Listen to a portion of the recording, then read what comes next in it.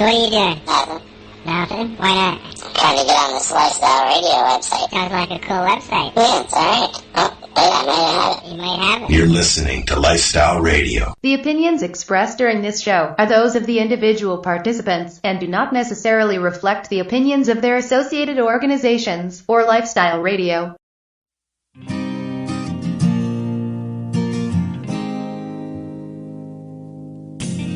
You know I blame it on industry. I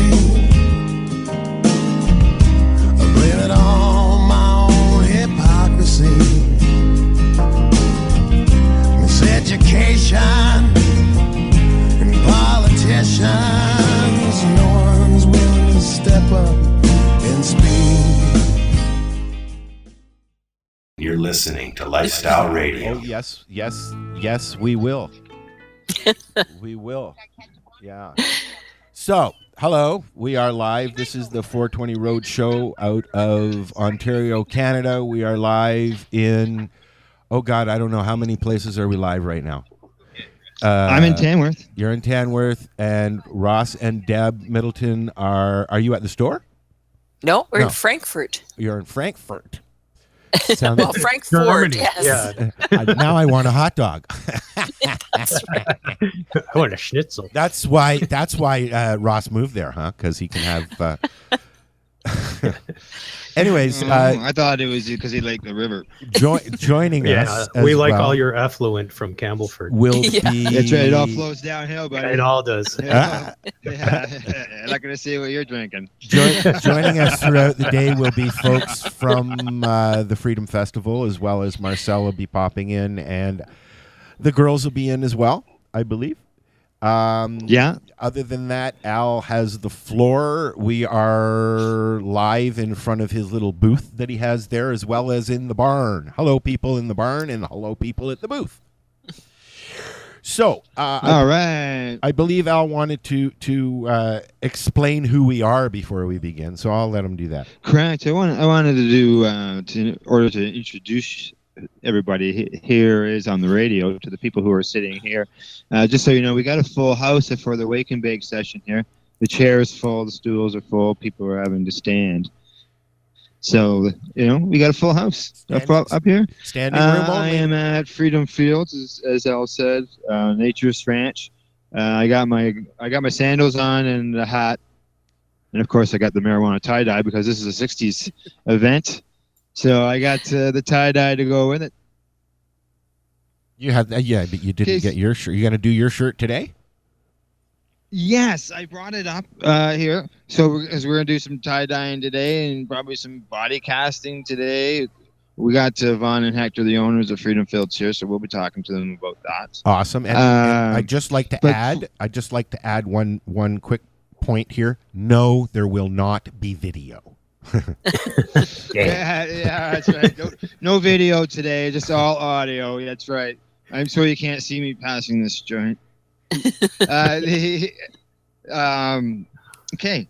Basically, yeah, imagination works well, doesn't it? We got a full house, like I said.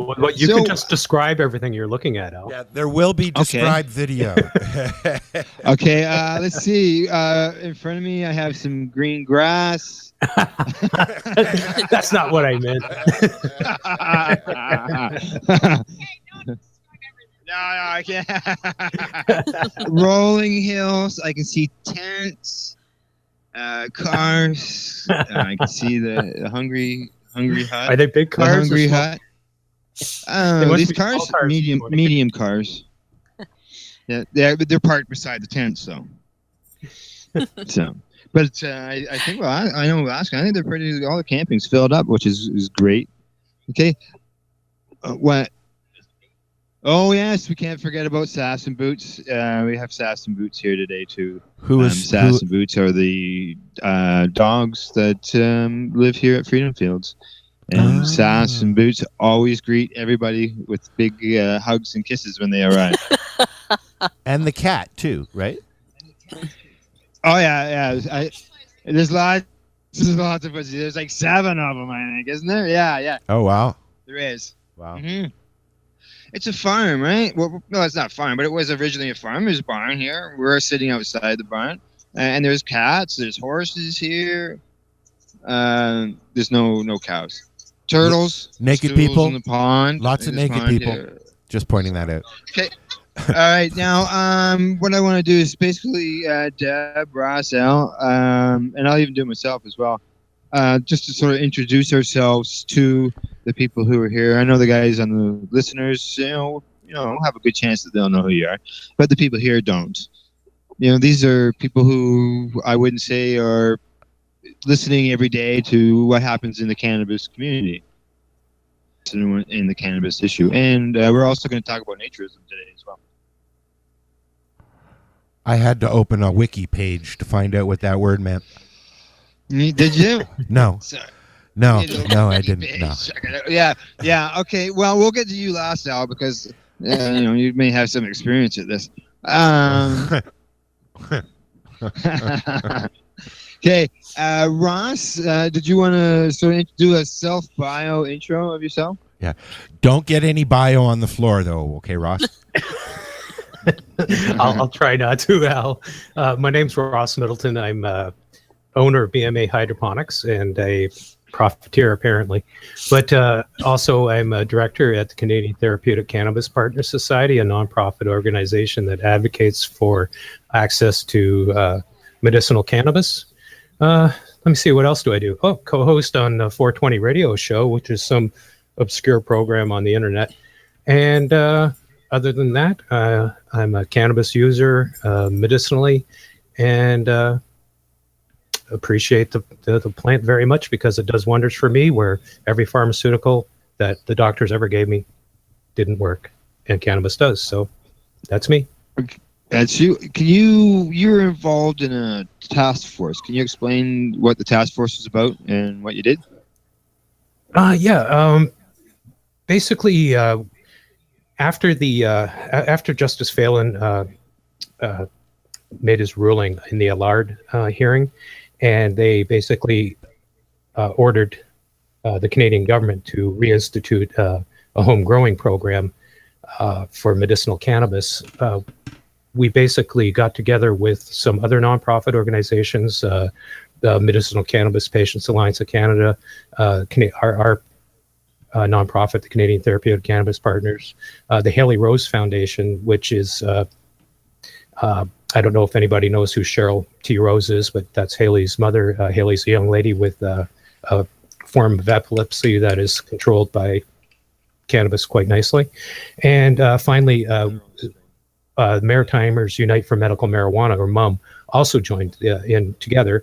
And between the four nonprofits, we basically hammered out a proposal. We lobbied the government. We badgered them basically until they said, okay, you send your proposal to Health Canada. We basically outlined what we would like to see in a medical program. This was before August 24th when the program was announced. And in June, we finally got an opportunity to basically send our proposal, our document to the government, which they thanked us for. And as it turned out, in the regulations, we probably got about 70% of what we asked for. We didn't get everything that we asked for in that proposal, but a lot of things that we asked for were in the new program. And in some ways, the program exceeded some of our expectations. So it was more of a win, in our opinion. I think we were all pretty pleased with the result. And we may just have to resurrect the task force and get back together again if things keep going the way they are, with the wait times and the backdating of applications to the date the doctor signed, and a lot of other things that, in my opinion, and probably the opinion of a lot of people, do not equal reasonable access, which was what the remedy was that Justice Phelan ordered in his judgment. So 22 weeks isn't reasonable access? Yeah, I waited 22 weeks. 22 weeks isn't reasonable waiting for your medication? Could you imagine going to the pharmacy and waiting 22 weeks? No, it's not, Al. I mean, I waited 22 weeks. I've got it now, and I've only got 5 months to go, and I have to renew already. I mean, and I have not seen one plant pop out of the ground yet. So, yep. And I'd just like to mention one other thing, that we are not standing idly by while all of this goes on. Basically, right now, the CTCP Society is basically initiating us. We're trying to gather information. We're asking people to record their conversations with the Health Canada helpline, not to badger anybody, not to bother anybody, but when you call to check up on your application to see where it is in the process and why it's taking so long, just record that conversation, save it, and send it to us, because we're creating an archive of recorded conversations. We're not doing anything with them right now. We're just collecting data. If there is some sort of a civil suit or a challenge, whether it's a constitutional challenge or anything like that, then this may become important evidence in proving that it is not reasonable to make people wait that long and then backdate it to the date the doctor signed, making it so that you have to then apply 3 months early for your renewal. So you end up with, if you're lucky, half of the amount of time that you were supposed to get. And we're going to play some of those conversations that you've done already, right? Yes, and we have accumulated several already, and anybody who wants to submit one can go to the Contact Us page at the Canadian Therapeutic Cannabis Partners.com, or you can go to the CTCP Society Facebook page and message us through there, and just say you want to submit a recording. What do I have to do? And we will walk you through the process of how to get us that recording. Okay, super. All right, I'm going to move on to Deb. So you can give yourself a little intro. Yeah, my name is Deb Middleton. I'm Ross's partner, and I'm also a member of CTCP Society as a director. I am the other co-owner of BMA Hydroponics, and I am at the store most of the time and run that. I also educate with cannabis to many of our customers and clients. I give them information on the ACMPR program. We provide forms to them that they can take to their doctor if their doctor is one of the 4% that will sign for their patients. And then we help them fill out the ACMPR applications to Health Canada, photocopy, give people copies back, and we don't charge for that. We do that as part of our service of BMA and the CTCP Society. We have volunteers that help with that too, for people to fill out paperwork. But that's I make topicals. I try and find other methods of cannabis use other than the usual methods of smoking, or of whether you use a vaporizer or not, or other methods. But we try and I guess explore all methods of using whole plant medicine, right from the roots all the way to the tops. So, and that's one thing that we will always have over anything that the government has tried to do through the licensed producer program. When you grow your own, you have that ability to use the whole plant. So that's a really important part of the CTCP Society for us too. Yes. Yeah, and we'll be discussing some of those alternative options as the program goes on today. Mm-hmm. Yes. Good. And at the CTCP office there at BMA Hydroponics, you guys also offer doctor signing clinics? Yes, we do. We have doctors that you will have to provide letters of diagnosis or medical backup. Our doctors are a real team of doctors that will prescribe, but they do need medical proof. We do have one doctor that will sign for people that are under the age of 24 and over the age of 21 and over. And that's a rarity too, to have a doctor that will do that. Not many since the college has come out with their recommendations, will prescribe under 24. But we do have a doctor for people who have medical need. But yes, we have that, and all you have to do is call, make an appointment. We'll walk you through the whole process, and there is a fee depending on the number of grams you get. But as I said, less than 4% of doctors will sign, so they are allowed to charge under the Skype or the teleconferencing clause of their contracts. So that's what it is. And where we are, our doctors get the money. We're not exploiting patients. We're trying to help as many people as possible provide their own medicine. Good. And you've been doing a fine job of that. Well, thank you. Okay, all right. Al, you're next. No, I don't want it. Yeah. You got it. People have asked me, how come you guys run lifestyle radio? Shouldn't be under some, why under lifestyle, not marijuana or 420 or something? And maybe then this, ask me, maybe this what kind will of lifestyle are you? Yeah, maybe this will give you an idea. My name is Al, and I have been an advocate for many years. Started out doing ADD support, and because I have ADHD, and it kind of led into what I call lifestyle radio, which is all lifestyles. I started out in the BDSM community, and it kind of filtered into the cannabis lifestyle, where we are now. Met up with Al 2 years ago now, Al? Yeah, 2 years. Yep. He was on another network, and I've been doing this for 10 years, broadcasting from my humble abode in Midwestern Ontario, where I run the station and help produce other folks' shows who, like Al's, who want to educate or advocate, whatever word you want to use.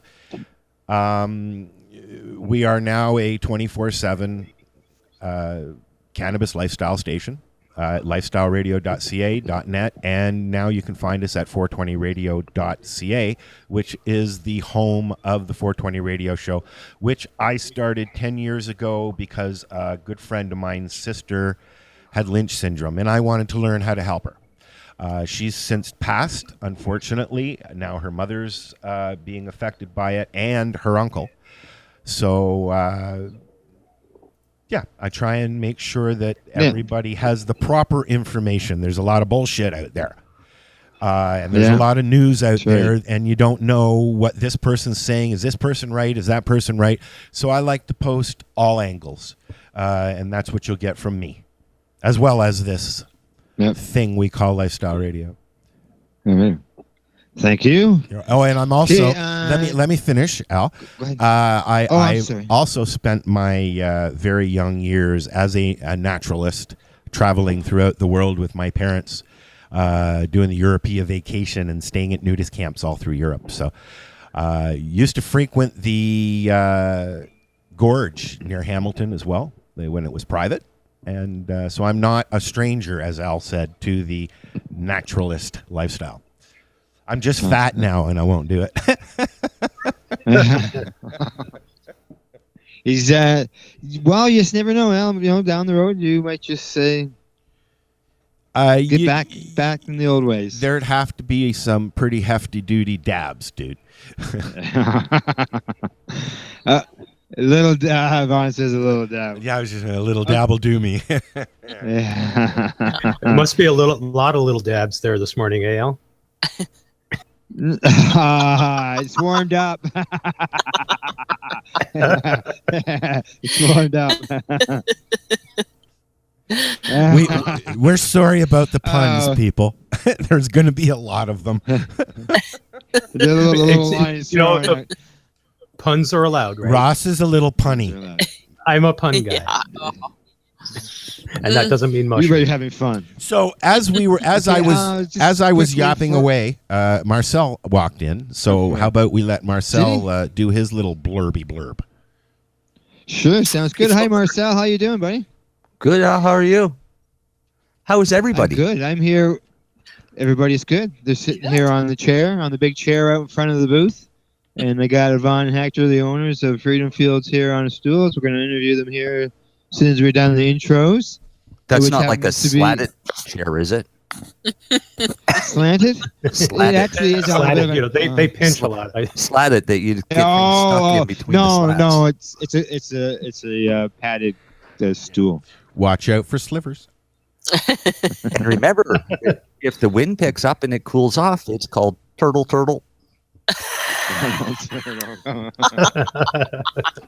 And cannabis will help with that condition.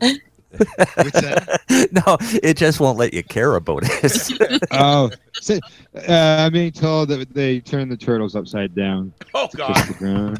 Poor turtles. I got that totally wrong. I can't get that image out of my head. I got the nasty for that one. I got it wrong. Okay. All right, Marcel. Basically, I just asked everybody to do a quick little intro of themselves, so the people here who are listening will know who you are. We actually have listeners today. Pardon me? What? We actually have listeners today. Oh, wow. Cool. Yes. There's actually people there in front of him? He has a live audience. And there's a barn full of people, too.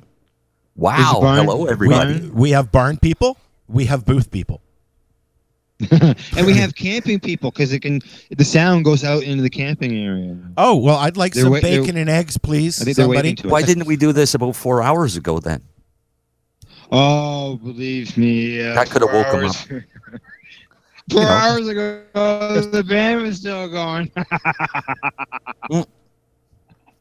So it's been a good party. So go ahead, Marcel. Yes. All right. So I'm Marcel, and I actually live in Nova Scotia on the East Coast. I was diagnosed with a rare form of MS that there were no approved medications for, so I developed my own medication, repaired all my damage, and now I'm on a maintenance dose of cannabis.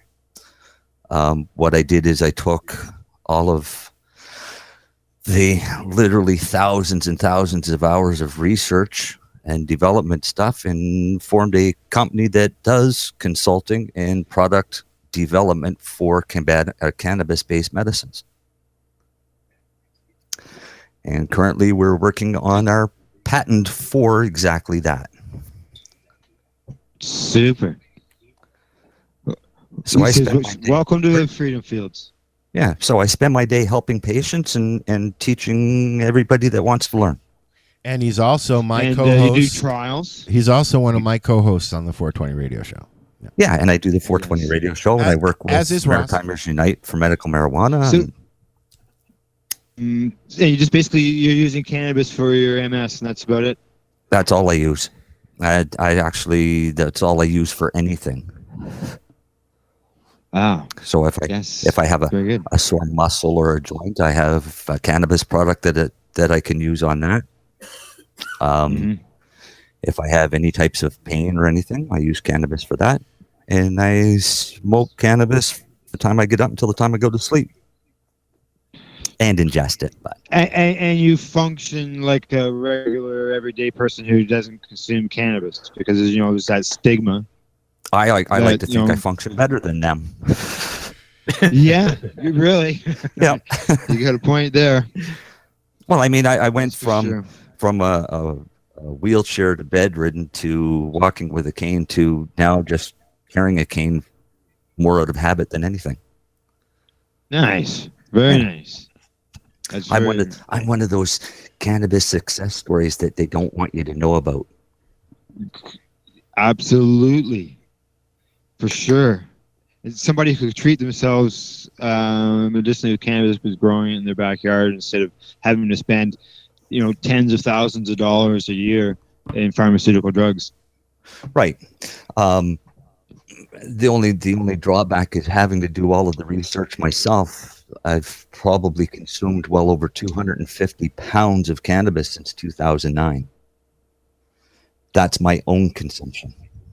Well, that's I'm getting some smiles and chuckles around here. about that. So, what are you, if you don't mind, what are you legally allowed to consume in a day? My license is for 30 grams a day, 2 pounds a month. 2 pounds a month. There you go. But And some successfully days running a business. right, but at one time, I was up to using over 50 grams a day, until I figured out how to make it work. But you're not sitting there smoking 2 pounds a day. You're using it in a lot of different ways, right? I basically turn everything into a pure concentrate, and then work with that, whether ingestion, suppositories, topically. I don't like the taste of pot, in all honesty. I really hate it. So what I smoke is concentrates. Yeah, and we'll get all into that later, I'm sure. Yeah. Yeah. We sure will. Yeah. Okay, just a quick rundown. Thank you, Marcel. Did you have anything else? I'm sure you probably had lots you could add to that. But Oh, there's tons I could add, but yeah, I know. I'd rather you guys have fun than sit there listening to me ramble on. I know what you mean. So that's why I'm just going to do a quick rundown of myself. I'm Al Graham. I have Crohn's disease. So if you don't know what Crohn's disease is, it affects you from the tips of your lips to the tips of your butt. Everything in your digestive system can be infected. And when that happens, especially in the smaller intestines, you stop absorbing nutrients and you really start to get to rather small because you start to lose weight and everything. You're not absorbing anything and you're sick. Wow. So that's what happened to me. It happened to me 15 years ago. And because of Crohn's, I discovered that how I could use cannabis to help me medicinally. Yeah. Because of the use of cannabis, I have never had a prescription for morphine, any opiates like that. Stuff that I like to be. I'm pretty happy and proud to say that I've got all this time through this disease without anything prescribed to me other than just taking the cannabis. So. Can I add something, Al? Sure. Al and I enjoy, we go out and do the road show wherever we can, really. And we go to the cups and things like that. And I've seen Al firsthand in the pain that he gets in just from having lunch. But I want to tell you, like Ross and Deb and Marcel, they keep going. It doesn't matter what pain they're in. If you need help with cannabis, they're going to help you find those answers. And those are the kind of people who the government, the Canadian government, should be listening to. And they're not. Okay. It's because of cannabis. Thank you for that, Al. You're welcome. Because of cannabis and seeing what it did to me and the benefits it did to me, it wanted me to get out there and say something. Well, that's exactly, and that's what exactly. That's why I do this, and to give other people a voice as well. Somebody's got to say something, and they're not listening. The Canadian government is not listening to the right people. They're listening to people who don't even use cannabis. Have they involved any patients at all? No, it's just basically the general public. Any consultation that way. Who all did the? There was just a survey that now where will that be published? When will we hear the answers? There was an Ontario. Yeah. Ontario survey, which was to help for them to determine how to do on Ontario legalization. Now, are they doing that in every province now? Yeah, I'm seeing that spread across country. In most provinces. I went through the Ontario one, and honestly, I looked at it. I didn't do it. I didn't fill it out. And the reason I didn't do it was because I think it's just lip service, and they've pretty much already made their minds up what they're going to do. But I did it anyways. Yeah, that's what I posted. I did it anyways just to do it. I filled out the Ontario one. Yeah. Because in the Ontario one, that actually, at the end of it, actually asks if you're in Ontario or a different province. It does.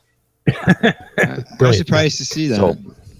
It was all limited. It was limited responses. It was like multiple choice. You couldn't just tell them you wanted to see. It was like, do you want large licensed producers, small licensed producers? Do you want licensed producers to own dispensaries? Yes or no? Yeah. It's like, no, like what? Is it actually down now, or can you still access it? It's done. No, it's done. It's done. It's over with. July the 31st, it was done. Yeah, there was a rush of people over that week that were posting it. I was posting it almost hourly. The more people that did it, the more opinions they get not to listen to. Yeah, that's less they have to read. Exactly. They don't really care what it says. They just don't want to have to spend the time reading it all. And they just want to be able to say that they did it when the next election comes They around. did, exactly. June Yeah, 7th that's in what Ontario. all the governments do. June We did it. 7th is election day in Ontario, and we're not forgetting Kathleen. All right. Well, shall we move on to bringing in Hector and Yvonne into the program here? Mm-hmm. Yes, because they must be busy too, and it's hard for them to have to stay stationary for very long, I imagine. They have been patiently waiting. So listening yes. to us. All right. Okay. Take a seat in the stool here. Oh God! Don't I may say have to get- stools. Don't say Don't what? stool. We're not doing stool samples today. Sorry. No, definitely not. Yeah. Mind you, it's part of dealing with Crohn's disease. Well, yes, this is true. This is true. This is true. Yeah, we all have some yucky stuff we don't like. Okay, right. I am here with Hector and Yvonne. They are the owners here of Freedom Fields. Would you like to say hi? Yes. Hey guys, how you doing? Hello. Hi. Hi there. Nice to meet you all. Hi. Hello. You're not meeting them. Oh, well. My voice is about time. I will I've been walk following through you a your. lot on, I will Facebook. walk through your gate one day. Don't you worry. I'm Hector Gravel, and I'm the owner of Freedom Fields, Nature's Ranch. And where is that? All right. Where exactly are you guys? Up in here in Tamworth, Ontario. That's kind of in between Peterborough. Ontario. Yeah, Eastern Ontario. Yeah, that's what I thought. Yeah. 35 minutes north of Napanee. 35 minutes north of Napanee, guys. Oh, cool. Yeah, they all stand up. That way I can get a little closer. and So stand how between these. far are they from your place, Al? They're about an hour, 15, 20. Depends on traffic. Oh, really? I thought Yeah. they were. I thought they were that's a random closer. school bus. Well, there might be a tractor on the road too, right? This slow-moving vehicle. Farm equipment. Yeah, it's all back roads. Yeah. Yeah. And what's can you tell us a little bit about Freedom Fields?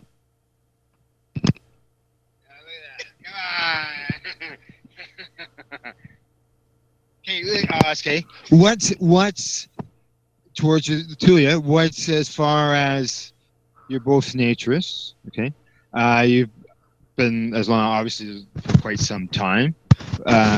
When and where did you get started doing this? Hector and I have both been nudists for over 20 to 25 years. I started at the Four Seasons north of Hamilton and loved it ever since. So we just keep doing it.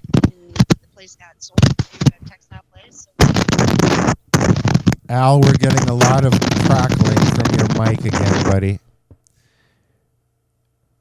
Wow. Yeah, man, that was not cool. No, You're crackling, man.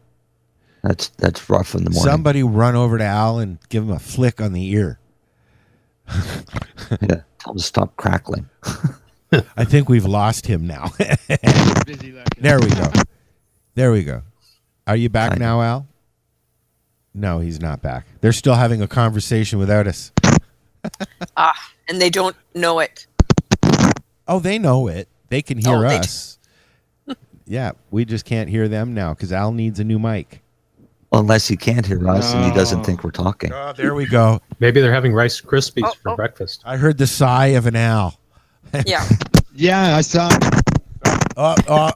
Still crackling. Poor Al. Al broke it again. That's it. Yep. I know. Welcome to live radio.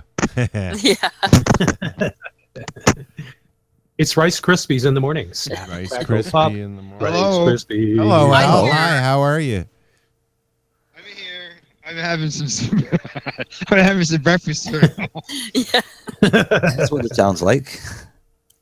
Do you want to try and finish what you were trying to say, Al? I guess not. He's feverishly working. He's got his pliers out and he's I hear- bending stuff. in the I hear whining now. What was that? He brought a spare mic. Oh, good. Thank God. I'm trying to remember if I did, but I can hear myself now. So this one. So what's Mike's last name? Mike. Garbage. Works. Mike Works. I've met Mike Works. Yeah. He was on our last show. This one is working right now. Again. Sounds good. Yes. Well, don't move, Al. Yeah, it does sound good. Don't Yeah, move. Just don't move. Well, okay. Freeze. All right. Stay perfectly Okay, still. so do you want to continue what you were talking about, or are we going to move on to something else? Oh, I'm trying. No, I'm just getting Yvonne and Hector to finish up their intro here, and All right. I'll ask them a question or two about Mhm. Freedom Fields. Okay. As soon as they get. No, Yes, you have what to go made through. them You have to go choose through Tamworth? his. I don't know. We'll have to ask them. No, that's the wrong connection for me. Yeah, it needs to be. It's the French Oh. connection, is what he's got. Yeah, he moved again. Yeah. I went. I went Sorry. to the dollar store. The and French got some- connection. The holes are different. Good thing it's not the Greek or the Turkish Okay. connection. They read from left to right. That's the Jewish so what's- connection. All right. Okay, I got them back here in front of me. Okay. Or right to Deb. left. Deb had a question for you. Okay. What, Hector, what made you choose Tamworth as a place to build Freedom Fields? We were looking around and we found a place first up in Buckhorn where we're just going to do a little B&B, and it was a small acreage. And that deal kind of fell through, and we went away. We just came back from Jamaica, and we found out the news. And then I got on the internet, Yvonne and I, and found this place. I think it was February? Yeah, it was February. In February, we came up here and we found this farm under a lot of snow. We didn't know really how much work had to be done, but the barn was a good seller, and the size of the property was a lot bigger than we were looking at Buckhorn. So this was a perfect spot, and we're in the middle of nowhere up here, and it's peaceful. It is. It is very peaceful. Mm-hmm. So you, Now, did we lose you Oh. again, Al? no, I'm here. Oh, okay. I'm here. Okay, I thought somebody was going to ask something. Well, so- no, I was just going to say you don't get a lot of honkers driving by. Honkers? No, not really. We get a lot of the first couple of years we had a lot of looky-loos. Yep. Local, just local farmers, not. But they, they get tired of it after a little while. You see one naked body, you've seen them all, right? Yeah, that's one thing we all have in common. Boobs, and That's right. We're all Seen born. one, in you a seen them birthday. all, right? Yep, exactly, man. Boobs are boobs. Yeah. Don't matter if they're male or female; they're still boobs. and I'll just That's go. I want to go a little bit further with that. An asshole is always an asshole. So there That's you go. right. That's right. And anybody, I can tell you, I think it's more pornographic to see someone who shouldn't be wearing a Speedo in a Speedo than someone naked. Yeah. Yeah. Yeah. You're talking about Florida in the wintertime, aren't you? Yeah. When they migrate from Yeah. Yeah. that place. I have to, Wearing a Speedo with I have the to agree tan with line Deb. from your shorts still on there. Florida is the migration point for the Canadian Jew. Okay, back over to Yvonne here. Now, Yvonne, it's not, you can come here for the day, you can come seasonal. Is there, but you guys hold events? You want to explain stuff like that you do? We're here 24/7, 365 days a year. We have a B&B component that people could come throughout the winter if they want as well. Mind you, we don't go outside quite as often, unless you want to do Naked Snow Angels. We have the hot That's tub going fun. all year long, so people come out, snowmobile, whatever they want to do in the winter. Our biggest part of the business is the summer, obviously. People like their sunshine and camping. We have cabins. We have to do. We have a pool. We have different games throughout the facility. We have a chip truck that people can have different meals in. And long weekends, we have different events. Like this one's our festival weekend. Like I was saying, we do some tie-dyeing, body casting, beading, and we get our hippie groove on. Labor Day weekend, we usually do the Naked Survivor. And that is a lot of fun. Oh, do you? It gives everybody the opportunity. That's it's awesome. Okay, explain Naked Everybody gets the Survivor. opportunity to win a membership for the following year, right? Oh, okay. Marcel's asked, explain Naked Survivor. Okay, well, it's on the premise of the Survivor, but, we don't have 30 days to pull it off, so we do it in a long weekend. I put together a bunch of challenges for people, some individuals. For example, the people will run and they dive into a tunnel that they have no idea what's in there. And Hector and I sometimes throw spaghetti noodles or something in there, and they got to crawl through them. And Shaving cream. shaving cream. We pull all kinds of things on people. But it's a lot of fun, and the challenges, they pull them off, and then you vote people off the island per se until you get down to the last two. And then it's a cook-off, usually at the end. And they got to cook a chili or make pancakes or something over an open fire. And then everybody votes on who wins. That actually sounds like a lot of fun. It does. It is. It is. We've had a great time. We've done it for 3 years now. I believe. I'm looking at my wife, questioning this. Third year, yeah. So yeah, it's been great. And as Yvonne said, you win a 3 years pass. Oh, that's couples great. membership. So That's nice, and it's the perfect time of year too, because most of the bugs are completely gone right around then. absolutely. Yes, That's why I we do know it that on area. Labor Day. And it's usually I don't know. I it's think not it would be kind of 35 degrees Celsius. I think it'd be kind of cool to hold it in a different location. I mean, you're going to call it Survivor. We'll try running through a swamp naked that's infested with mosquitoes. Survive that, you Pull win. that off too. That's not a problem. We've got a swamp here. There's a swamp here. We can do that one. We'll book you a spot, okay? Yeah, there you go. And you go first. and we could do Snapple turtle diving too. We can just call Over Marcel the pond. bait. Yeah. Now, do you find, being that you've moved to this area, I don't know how many other places like this are around, but you're finding that you're getting a lot of new people that are new to this?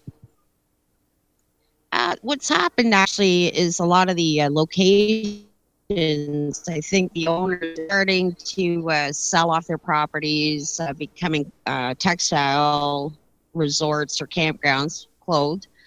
And then these people close down. The people that are there don't have any place to go. We're brand new. We've opened, and we're getting a lot of business from, unfortunately, the other ones closing. So, yeah, we're doing okay. Every year it gets better and better. Good. Yeah, and you have some, yeah. The season, we've got 8 in this year. We've got a bunch already wanting in for next year. So Hector and I just keep clearing the land, and people pick where they want to be, and we create a site for them.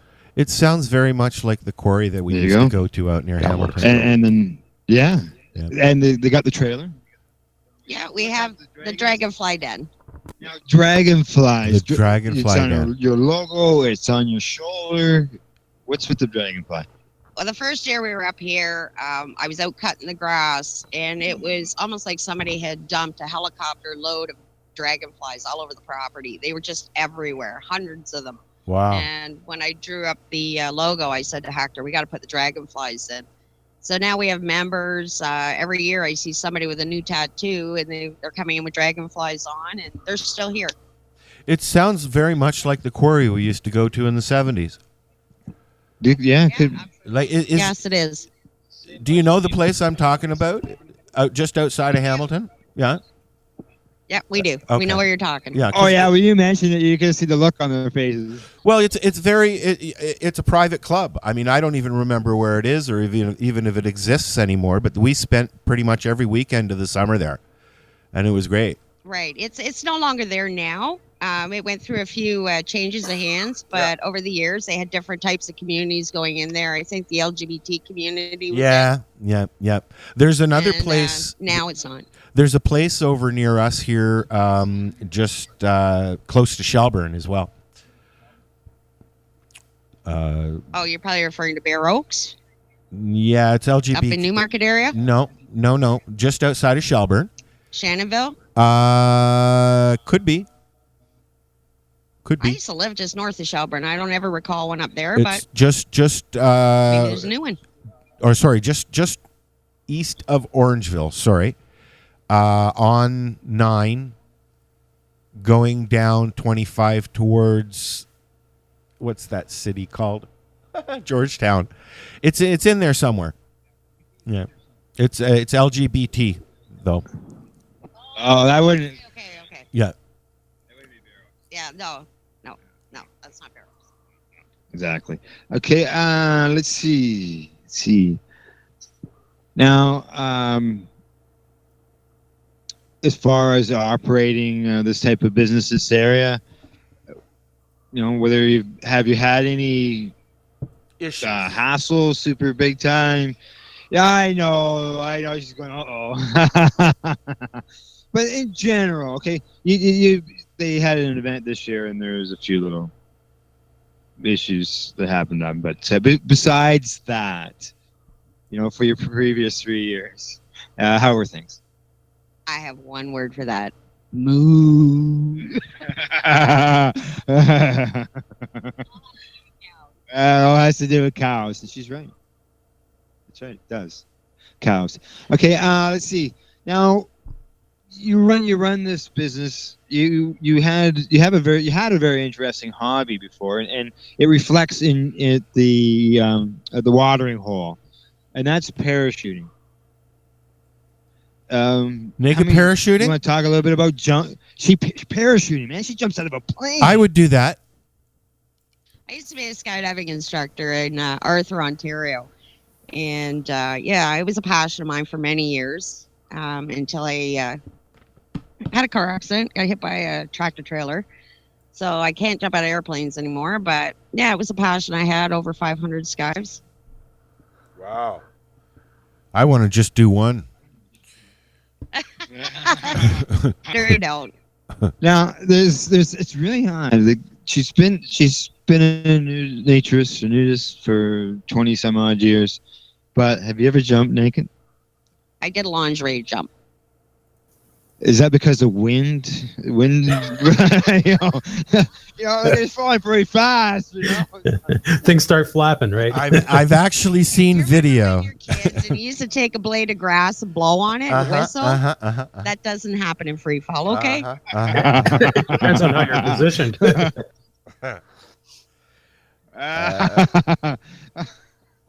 Actually, did you ever jump out of a plane? No, I like to. What were you doing before this? Oh, I have many hats. I was for many years, and then also a heavy machine operator, and a little contracting business. Well, I can tell you're a chef. You like, it's not just a French fry truck over there. No. Smoked some turkey today. All right, a couple of them. I'm gonna join in on that dinner. Hard to keep them lit, though, right? It's hard. You got to watch Al. You got to one turkey when infused with cannabis. Yeah, don't tell Al that because he's got a thing for birds. Okay. That's why he's here. and infused, which is great. Medicated bird. We went to when we were at the 710 Cup. We went to a restaurant, and Al was drooling because they had chicken. Yeah. Yeah, that's right. That's right. Hey, I'm a little foul. Oh, God. 3 years got used to Al's menu. Yeah, Hector is very good. He helped with the dietary issues when it comes to the menu. Now, you guys here is the cannabis issue. You support the medicinal cannabis users here on Freedom Fields? Absolutely. Absolutely, medical and recreational. There you go. Now, what some people say, well, yeah, you can say people are allowed to maybe smoke a joint, but what have you done to sort of show that you're supportive? You've done something pretty major here, Alec. Well, we've named one of our cabins the Cannabis Cabin, and it's been decorated by Al and his lovely wife, Gail, and it's got all kinds of neat decorations in there promoting medical marijuana. There you go. You come and rent a cannabis cabin here for a week, a day, whatever, and be free. Be free. Let it hang, so to speak. Yeah, let it hang. Yeah, okay. But watch out for the hot ashes. Ooh. Yeah, they do have a big fire pit here. We've got a beach with several fire pits throughout the park. Wow. You also got a pool? We do. How many? And a swim bar. How many acres? 100 acres in total. Awesome. And I don't know if you heard that the pool has a swim-up bar. Oh, all right. Oh, Well, nice. I'm gonna come during the winter. That's all right, because the swim-up hot tub on the deck operates all year round. That's right. And you can do naked snow angels, Al. Okay. Naked snowshoeing. Hey, don't laugh because I've done it before. Now, Gail and I last year, I can't remember where we were here at one of the events, and Gail, my wife, won a Winter Wonderland prize. And we come for the weekend, and Hector made dinner, and we were here, and it was 25 below zero, and we were in the hot tub. But you see, Al, I don't know if I could sit across from you and do a show. Okay? I just don't think I could do Are that. you afraid you can't keep your hands off him? No. I think he's saying it would be hard. No, it would be yeah, it would be a hard thing to do.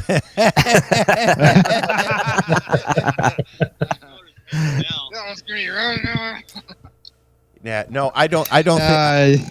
Like I said, I grew up doing that. I don't know why. I guess the switch went off somewhere in my brain. I guess I don't know. I got fat. That's what it is. Yeah. I get some moans here from people who don't feel sorry for you because. Yeah. Whatever. Yeah. Body acceptance. Yes, and that's what it is. Yes, it is. But when you're, anyways. Next subject, Al.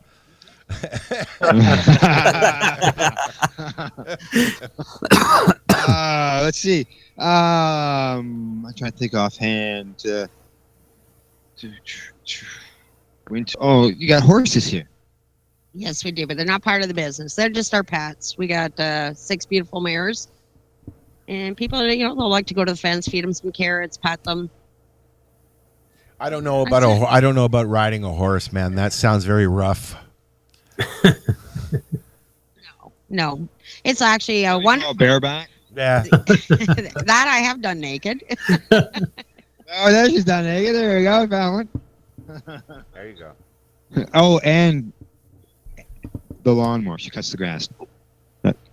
Cuts the grass naked? You cut the grass I naked. do everything naked.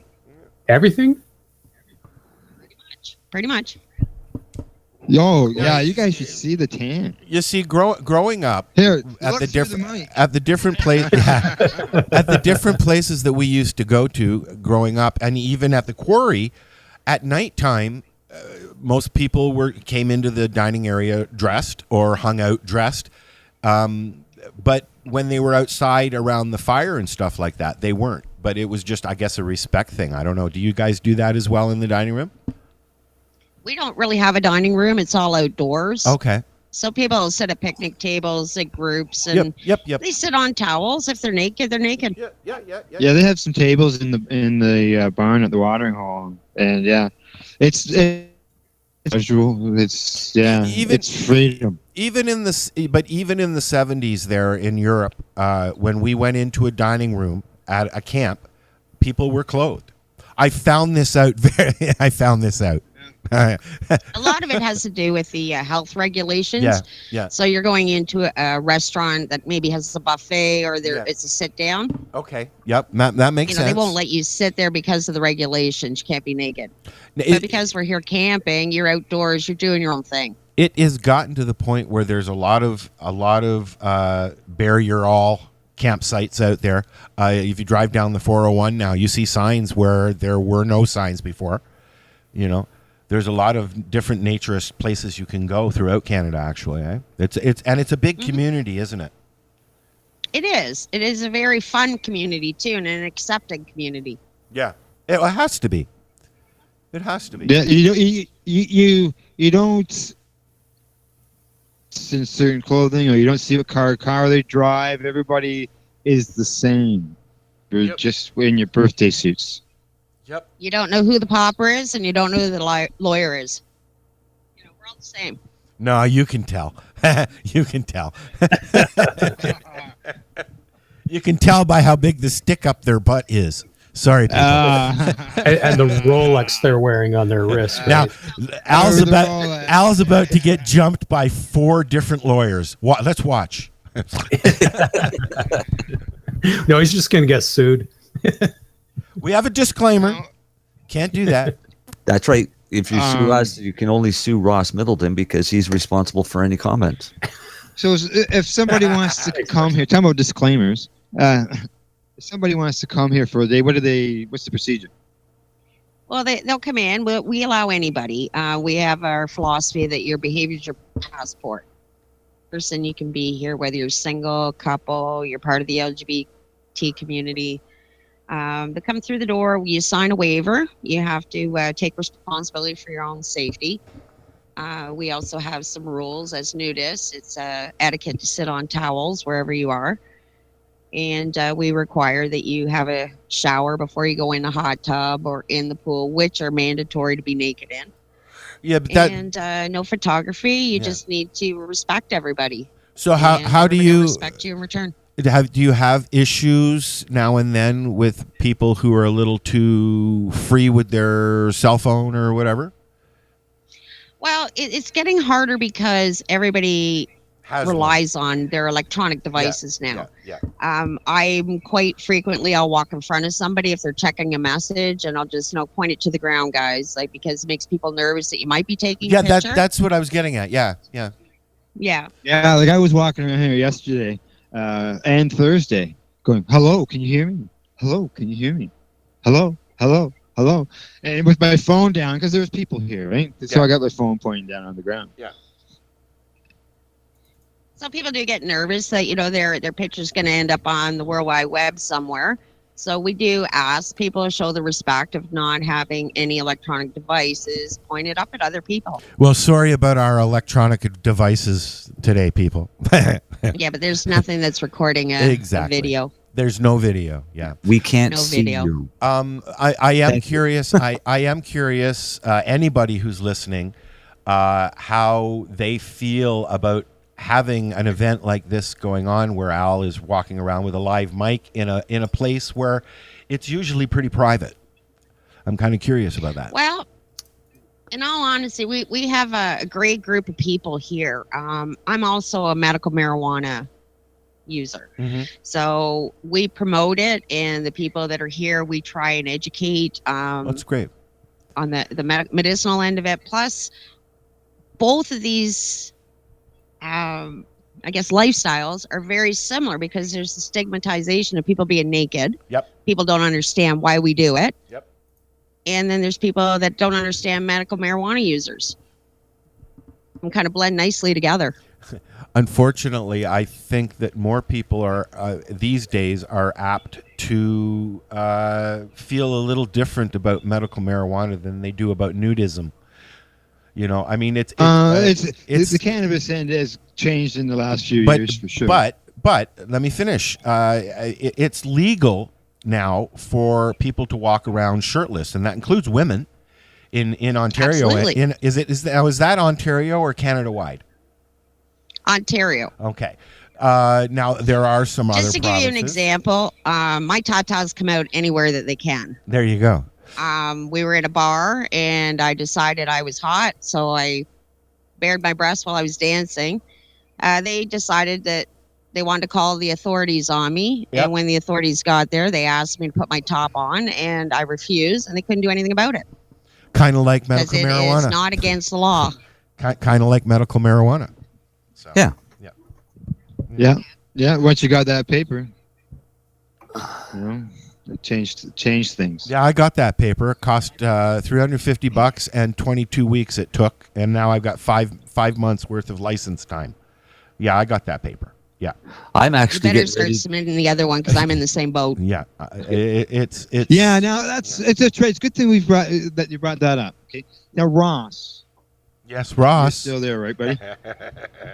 Let's jump on We have a Ross. question Yeah, so for you. I'm still. I had to go let the dogs in. I just sat down again. I'm supposed to let the Isn't that dogs. the song "Got the Dogs yeah, Out"? Yeah. Yeah. Who let the dogs out? It was Yvonne, Dan. like- Yvonne Who let likes the to dogs sing in? too, It just was so you know. Ross.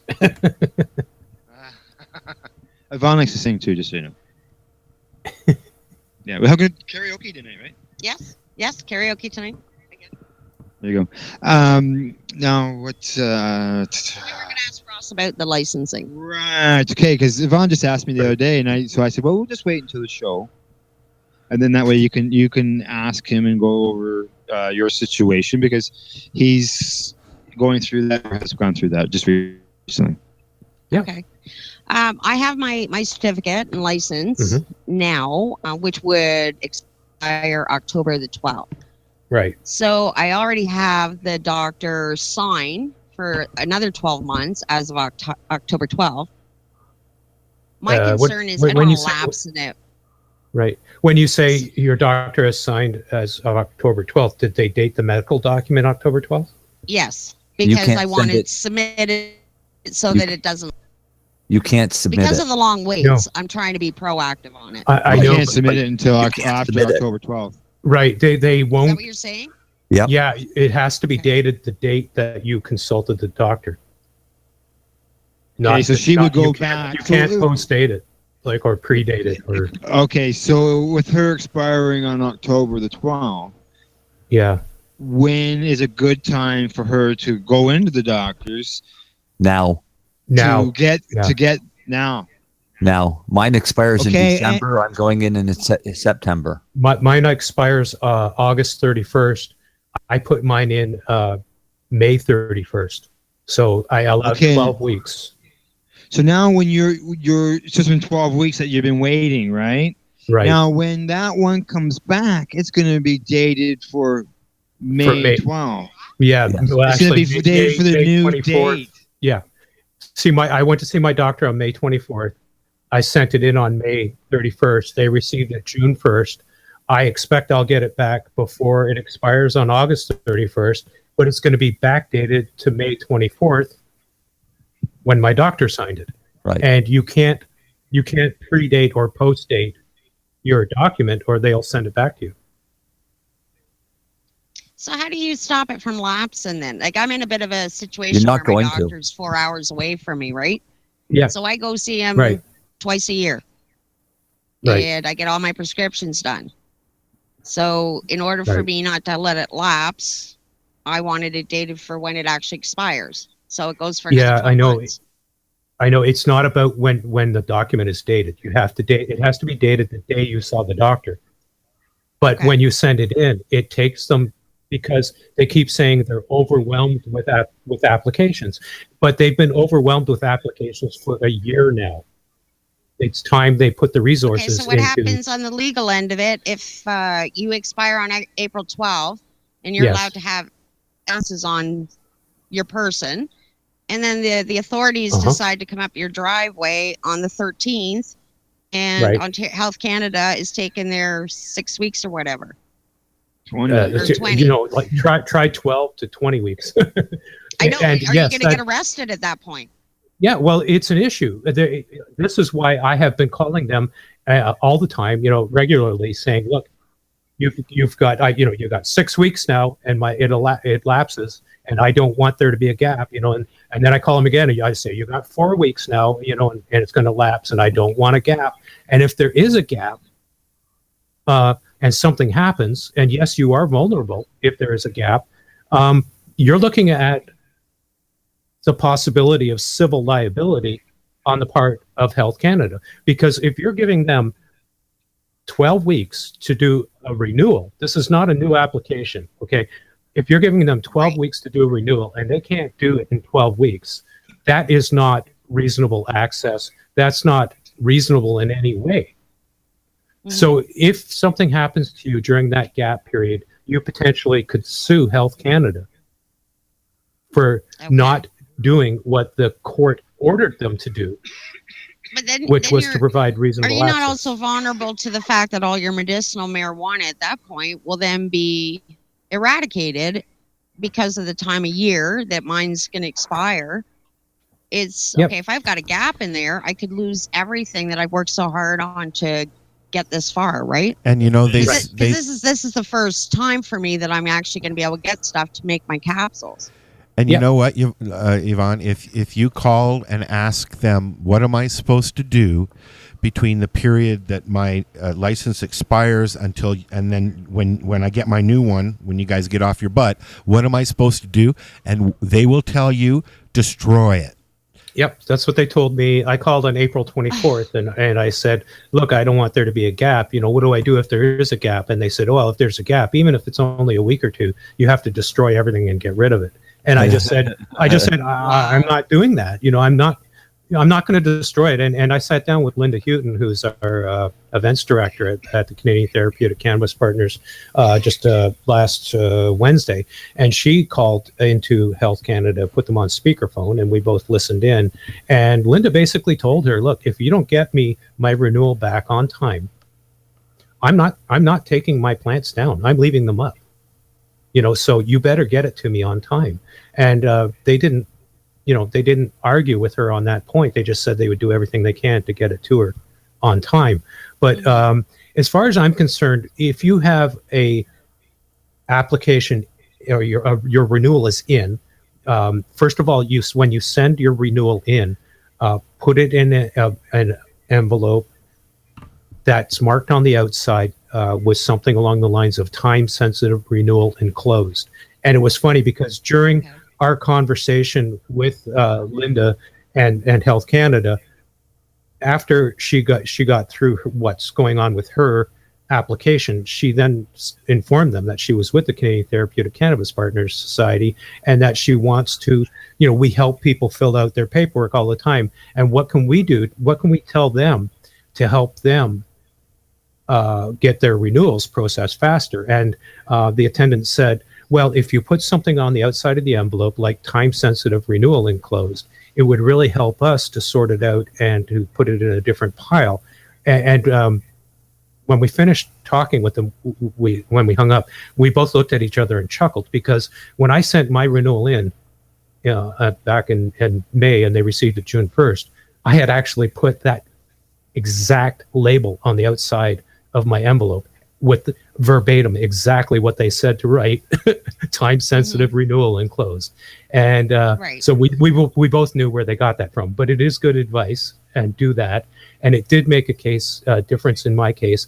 They now have my renewal there. If there's a gap, a little gap, they have my MCR number. If anybody makes an inquiry and says, is this person covered, they can say, yes, they are licensed, but yes, it has expired, but yes, they have a renewal in process. So then it comes down to a decision on law enforcement's part, where is it worth their while to take any action when this person is following all the rules? It's not their fault that Health Canada is taking so long to process it. They have a doctor document that's signed and dated, and I'm bringing up the date again because what you've done is by predating it, is now that document, that medical document, is not effective technically until the date your doctor put on it. Right, till October Right? 12th. So you can't argue that I have a valid medical authorization that's already dated to now. That medical document would not take effect until the date the doctor put on it. And under the regulations, you can't pre or post date. So Health Canada would not recognize it. So I would suggest that you do get a new medical document and get it dated to the date you saw the doctor. And yes, that means that you're losing 2 or 3 months up front in the processing, and then you're losing 2 or 3 months on the back end. So you end up getting an authorization for 12 months that is only good for 6. The part that I find very ironic here is this is a medical situation and you're putting in a renewal. Mm-hmm. Are they Yes. all not time sensitive? You got to keep people with their medication. Yes, and that's why they say put something on the envelope on the outside that says time sensitive renewal and closed. They're all But time sensitive. but what that means is that it shortens the processing time from 20 weeks for a new application to 12 weeks for a renewal. Either way, 20 weeks or 12 weeks is just not reasonable. And when they backdate it, especially to for the something date the done in a doctor week. Yeah, exactly. Yeah, exactly. And it's like Donald Trump, every time somebody brings up, what he's doing with Russia, he always, diverts it back to what Hillary's did, and Yeah. they keep saying, oh, well, we're overwhelmed with applications. Well, good for you. You know what? When businesses get overwhelmed with customers, they hire more staff. Okay. Absolutely. Why are they- they not they- hiring more staff? Didn't they say they did hire more staff and they probably just put them at the phones? No, That's they hired exactly more. what they did. They hired more staff and they put them to doing the LP applications because that was taking Yes. 3 to 4 years. Yes. And what Section 2, the personal production part of it, got was exactly what Al said, more people answering the phones. So now at one point there, I called and I had to wait 2 hours before somebody answered the phone. So now what we got for personal production people is more people answering the phones to tell you that it's going to take 12 to 20 weeks to process your application. That's not acceptable. And that's why we are trying to collect conversations with the helpline and any documentation about your dealings with Health Canada. And we're going to archive all of this stuff. And if there ever is a civil suit, a class action suit, a constitutional challenge, this will be offered up as evidence that they have fallen short of meeting the court-ordered reasonable access, which they are just not there. They just don't seem to get it, that you can't keep using Hillary as an excuse. You can't keep using overwhelming numbers of applications as an excuse. Hire the people, get the job done. Nothing should take more than 8 to 10 weeks for anything. And if you're exceeding that, that's what it was under the old MMAR. They told you to put in your application at least 8 to 10 weeks before it expired. But back then in the old MMAR, if I'm not mistaken, they dated it for the date that they approved it, not the date that your doctor signed for it. So that's something they've changed. I got And my they need- MMAR in they need to 6 change weeks. that back. 6 weeks, Ross. It took me to get my MMAR. 6 weeks. Yes. What? Yes. Same here. But on the paperwork on your pink from the MMAR, it said that for renewals, get it in 10 weeks early, Yes. which was fine to get it in 10 weeks early because then they dated it for the date they approved it. They didn't date it for the date the doctor signed it. Yeah. Which makes more sense. So absolutely. So they've got to change that, and they've got to hire more people. And those are the two things that are causing a lot of problems for sick people. You know what? I've been uploading the recorded conversations to YouTube, and people have been commenting on YouTube. I've had almost 700 views now on 2 different recordings that I posted.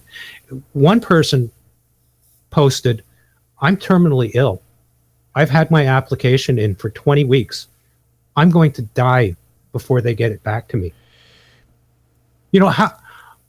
What can I swear? What the fuck? No, you can't swear. No, you can't swear. Oh well, What the fucking fuck? sorry about that. You know what? Go right ahead. It makes me mad. It makes me mad We that can a hear terminally that. ill person is going to die before they get their fucking application. And I'm sorry, that just pisses me off. And I want that to change. And I want to do whatever I can to make that change happen. And if it means that we have to do some sort of a class action suit or a constitutional challenge, it just happens that I know a few lawyers. And if we can get enough people together and we can get some contributions together, I'm sure these lawyers would be happy to take on that challenge. Okay, Ross, which one are you talking about? The one that you posted 4 days ago or yesterday? I've now posted 3 different conversations with Health Canada. Okay, well, pick one. Pick one. We're going to play it. We're going to take a break in a bit.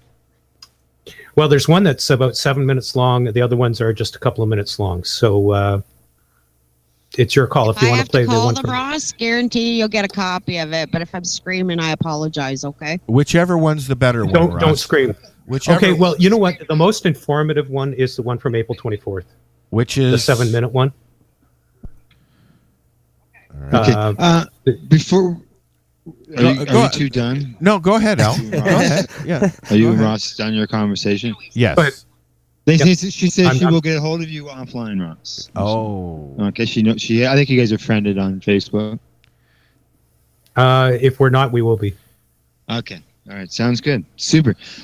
Before you guys run off and everything, just so you know, I'm in my little booth here, and I have some tie-dye around me. There's more tie-dye than this, is there not? Yes. Some people have taken it back. Now, do you remember all? I didn't get to see everything. Now, was there one that really stood out? Yeah, mine. Yours.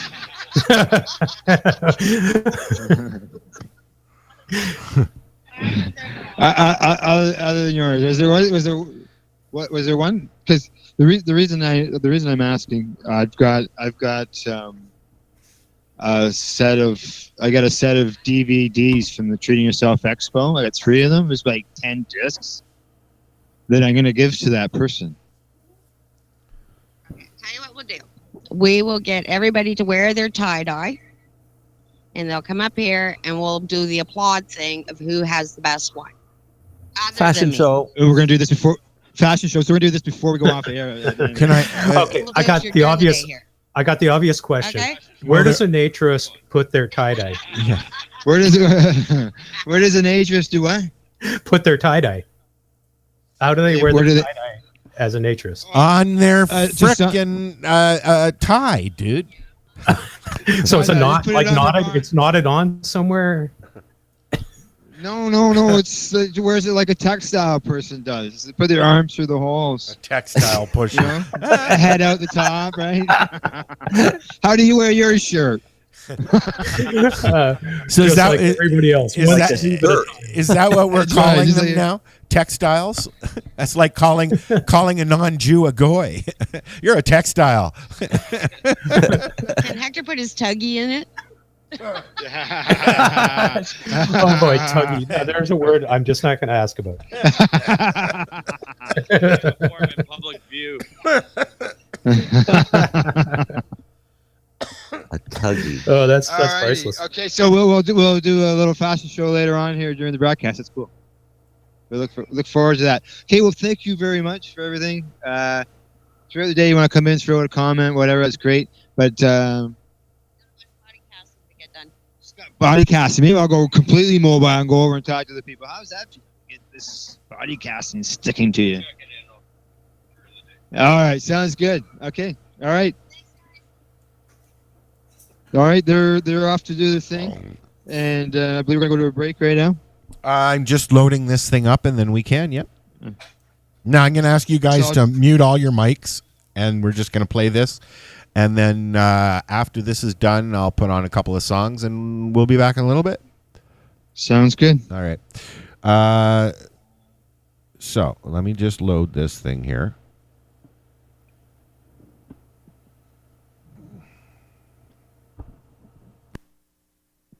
So this is a conversation you had with Health Canada, Ross? Is that what this is? All right. It's just loading. It's 7 minutes. It takes a minute or two.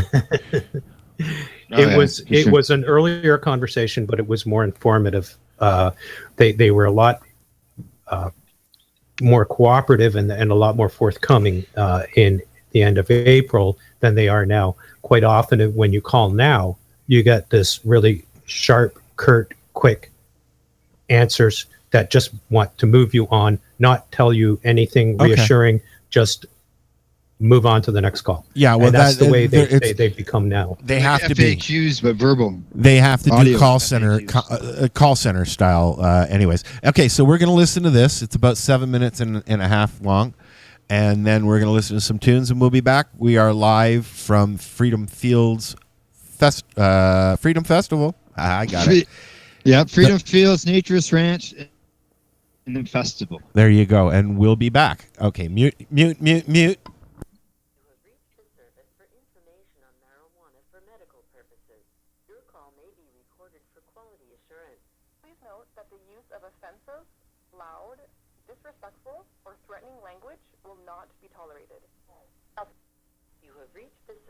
Information on marijuana for medical purposes. Your call may be recorded for quality assurance. Please note that the use of offensive, loud, disrespectful, or threatening language will not be tolerated. Health Canada, Emily speaking. Oh, hi there. I have a couple of questions for you. The first one is regarding personal production certificate renewals. Okay. I was probably one of the first people approved under the program.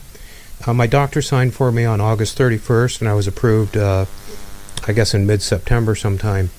Okay. So basically, I've been hearing that it's been taking over 12 weeks in a lot of cases to process applications.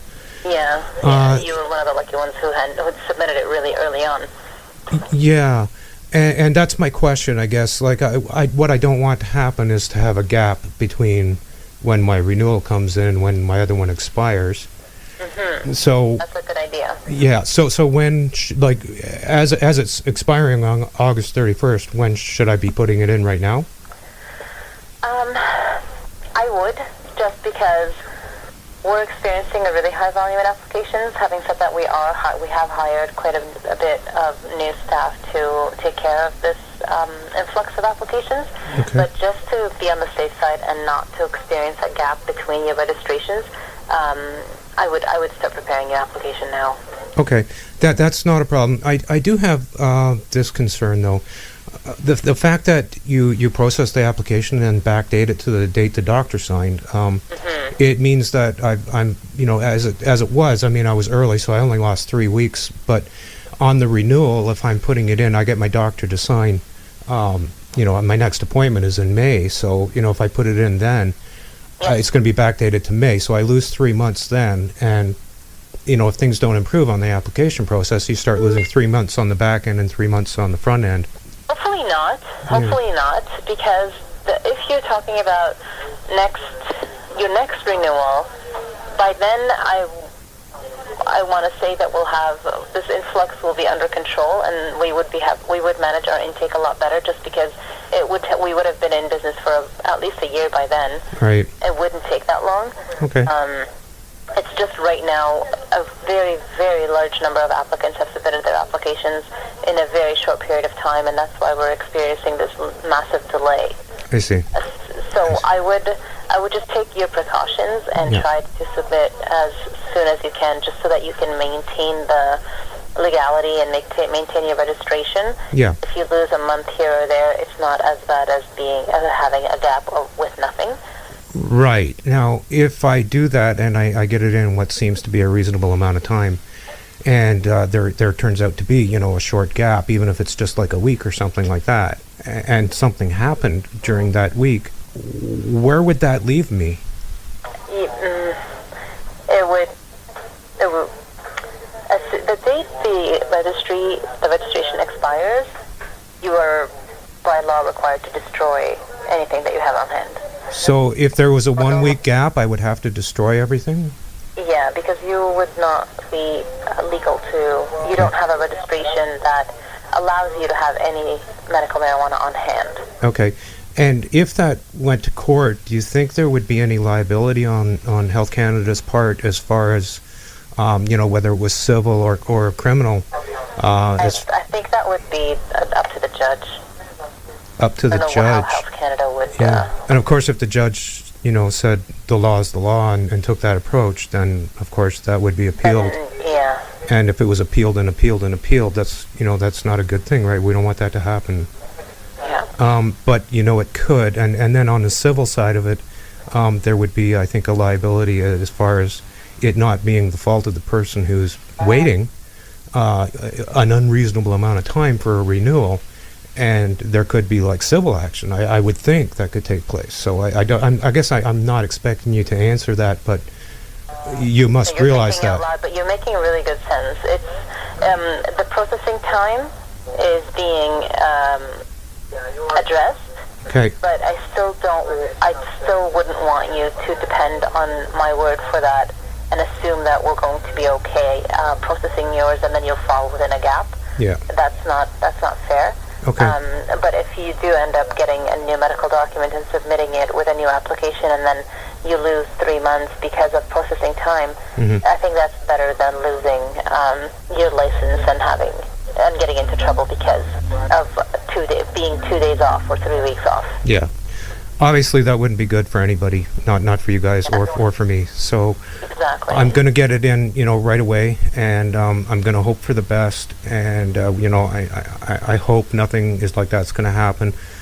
But I do know that if something like that did happen, it wouldn't end with that. There's going to be a big issue if people start getting arrested.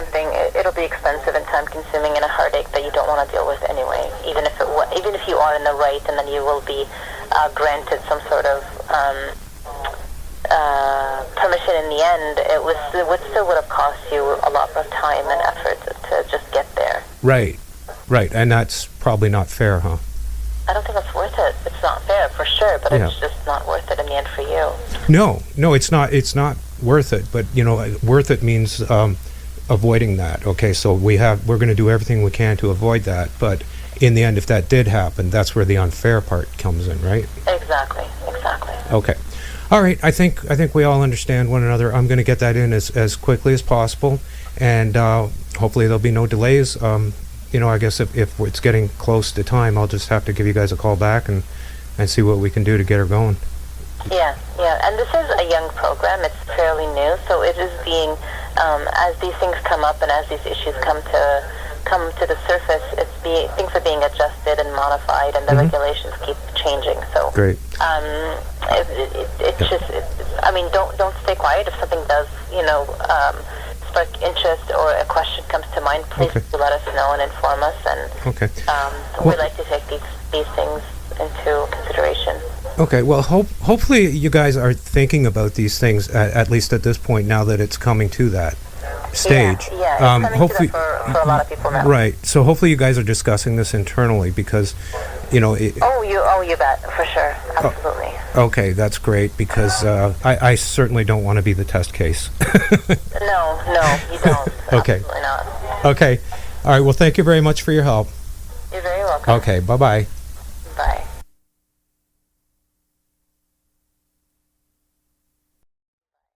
So what are you doing? Nothing? Why not? Trying to get on this Lifestyle Radio website. Sounds like a cool website. Yeah, it's alright. Oh, wait, I might have it. You might have it. You're listening to Lifestyle Radio. The opinions expressed during this show are those of the individual participants and do not necessarily reflect the opinions of their associated organizations or Lifestyle Radio.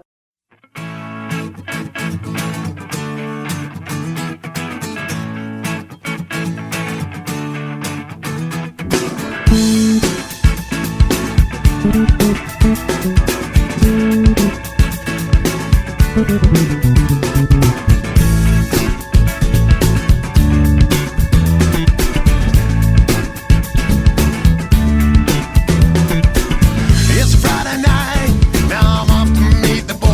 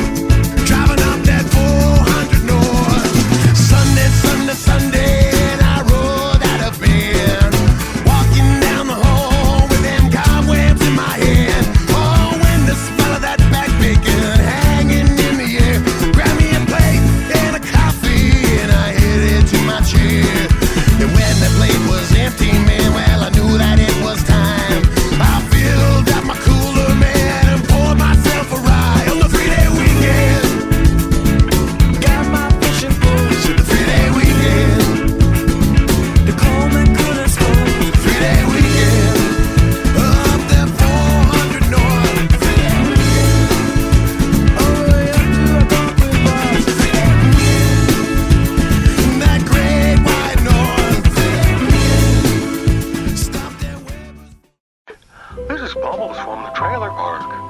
And they're playing some fucking excellent music on lifestyleradio.ca. I hope I didn't sound too nervous there. Please hang up and try again.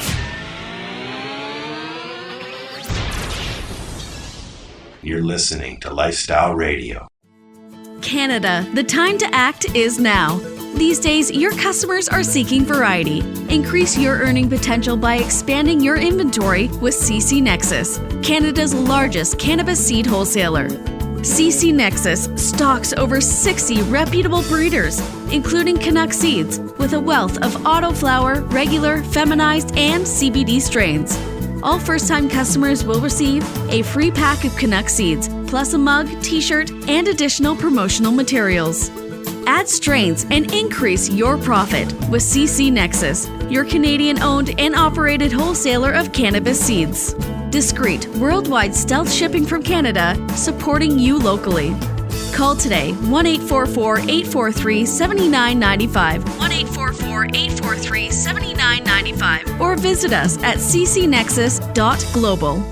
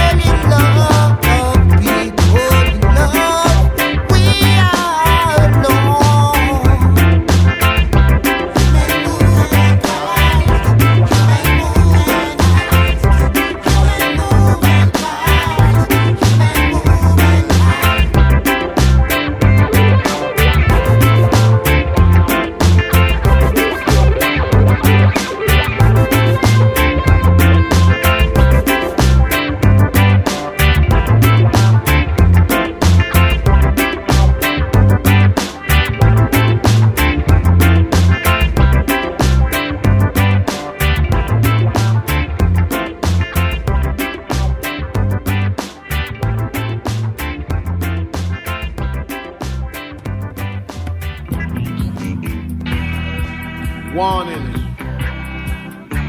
The Surgeon General warns.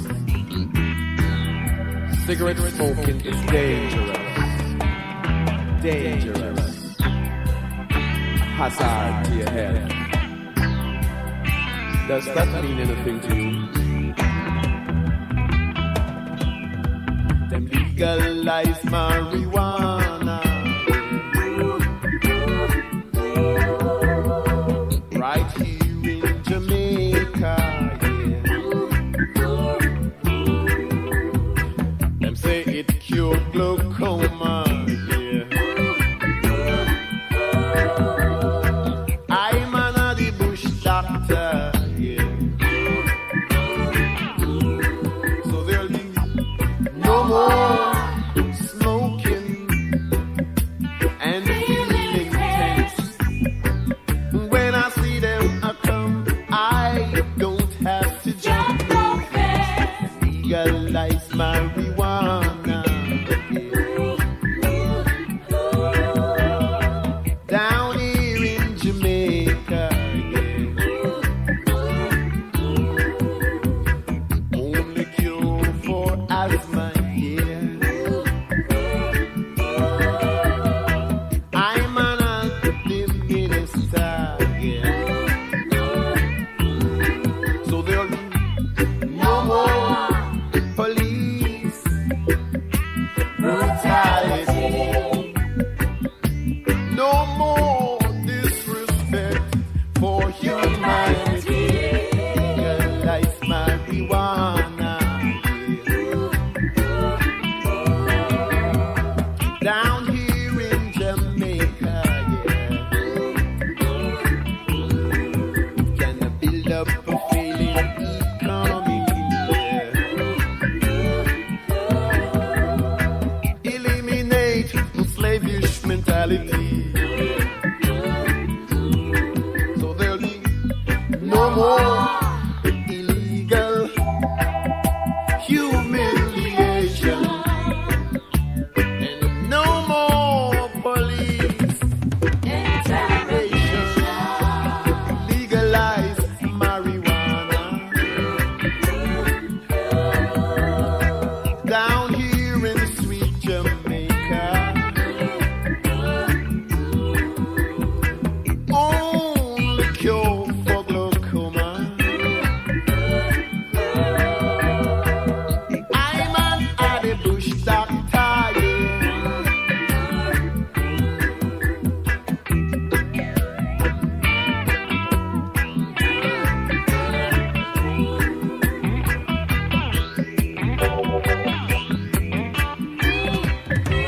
and there'll be no more need to smoke and hide. When you know you're taking a legal ride. So legalize marijuana. Down here in Jamaica.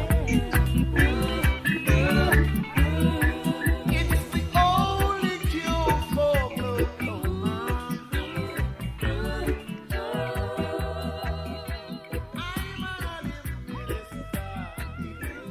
Girl of your dreams has got to be in some bar. Sorry, boys and girls, but this is X-rated. So if you're under 18... Get out, goddammit! Get the point? Good. And now? Bend over. Y'all ready for this? Get it out. Get it out. I can't wait anymore. I like to watch. Whatever you desire. I know you'll like it. Do it. We do it all night long. You're listening to Lifestyle Radio. And I believe we are back. Is anybody else here? Is there anybody out there? There you go. Me, I'm here. There you go. I'm here. And I see that Tamara has come in. Hello, Tamara. Tamara has joined us. That's Hello. right. Hey, Smokey. Hey, how's it going, everyone? Good. Good. It's actually, it's not too smoky today, actually. Bonus. Mm-hmm. Oh, yeah. Yeah, you're in the That's forest, good. aren't you? Yeah. She's in Forest Fire Land. Actually, we were in Moncton she- yesterday.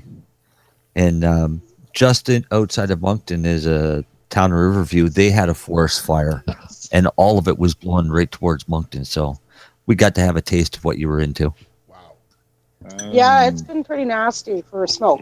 Thankfully, I'm like 40 kilometers away from the closest one, so it's That's a not bonus. right That's at good. my back door. So Tamara has joined us, and I'd like, as we did with everybody else at the beginning, I'd like Tamara just to take, a minute or so to tell people who you are and what you do and what brings you here. Okay, well, I'm a cannabis activist, and I have a podcast on this station as well. I've been working in the cannabis community for about, 10 years, and we try and get patients to the doctor, and I make candy, and do a little bit of everything, I guess. And I'm out in British Columbia, and I'm here because I love you guys, and I want to be part of this. Okay, so now everybody, there goes Al's microphone again. So now everybody, just so everybody knows who's listening, we are broadcasting live coast to coast right now. So yes, kind of cool. Great, fantastic. We're hosted coast to coast. Yeah. Yeah. They can even hear us in Germany and Australia. Well, yeah, I mean, it's nice that we. If you've got a mobile device or a website. A web browser that you can tap into. You can come and listen to us at lifestyleradio.net, lifestyleradio.ca. You can listen to us at, I don't remember your URL at Pace, Al, sorry. Pace-online.ca. And also at our show page for the 420 Radio Show at 420radio.ca. So you can also listen on TuneIn Radio if you've got that. Just look us up on there. Look up Lifestyle Radio. But you don't need an app to listen to us. Come on whatever device that you're using and go to lifestyleradio.net and click play, and you will hear us live. So that's my spiel. Al? I am live on location, 420 Road Show. Got the crew with us as well. Ross is there. Deb Middleton. So is Mike. Mike's not working right. No, that's Al's mic is like Al. It's sick.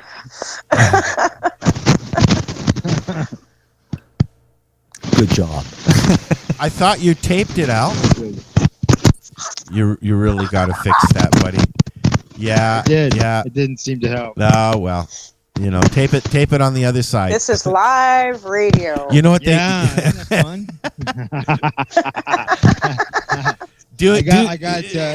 They called themselves my groupies. They were laughing at us. Well, you know what? You need to tape it on the other side like you used to do it in the 70s, Al. Yeah. Did anybody get that? Not a thing. No, I don't think so. Mindy's sitting here listening to the show on another set across from me, and she's laughing her ass off. I can hear her. At Al, right? But Al needs to do something with his mic because it's getting annoying. So we do have one listener, you guys. We've got listeners coast to coast. Yes, we do. But I have one physically in front of me, so I know we have one. Oh, I've got a few here physically in front of me here. Perhaps you would like to interview this individual, Tamara. Oh, she's sitting across from me laughing so hard she can't even. She can't even. Oh talk. well, ask her what she thinks about naturism and not running around naked. Nakedness. Well, before you Oh, she answer loves that, are you girls naked? They want me to interview about nakedism. I'm getting a lot of yeses over here.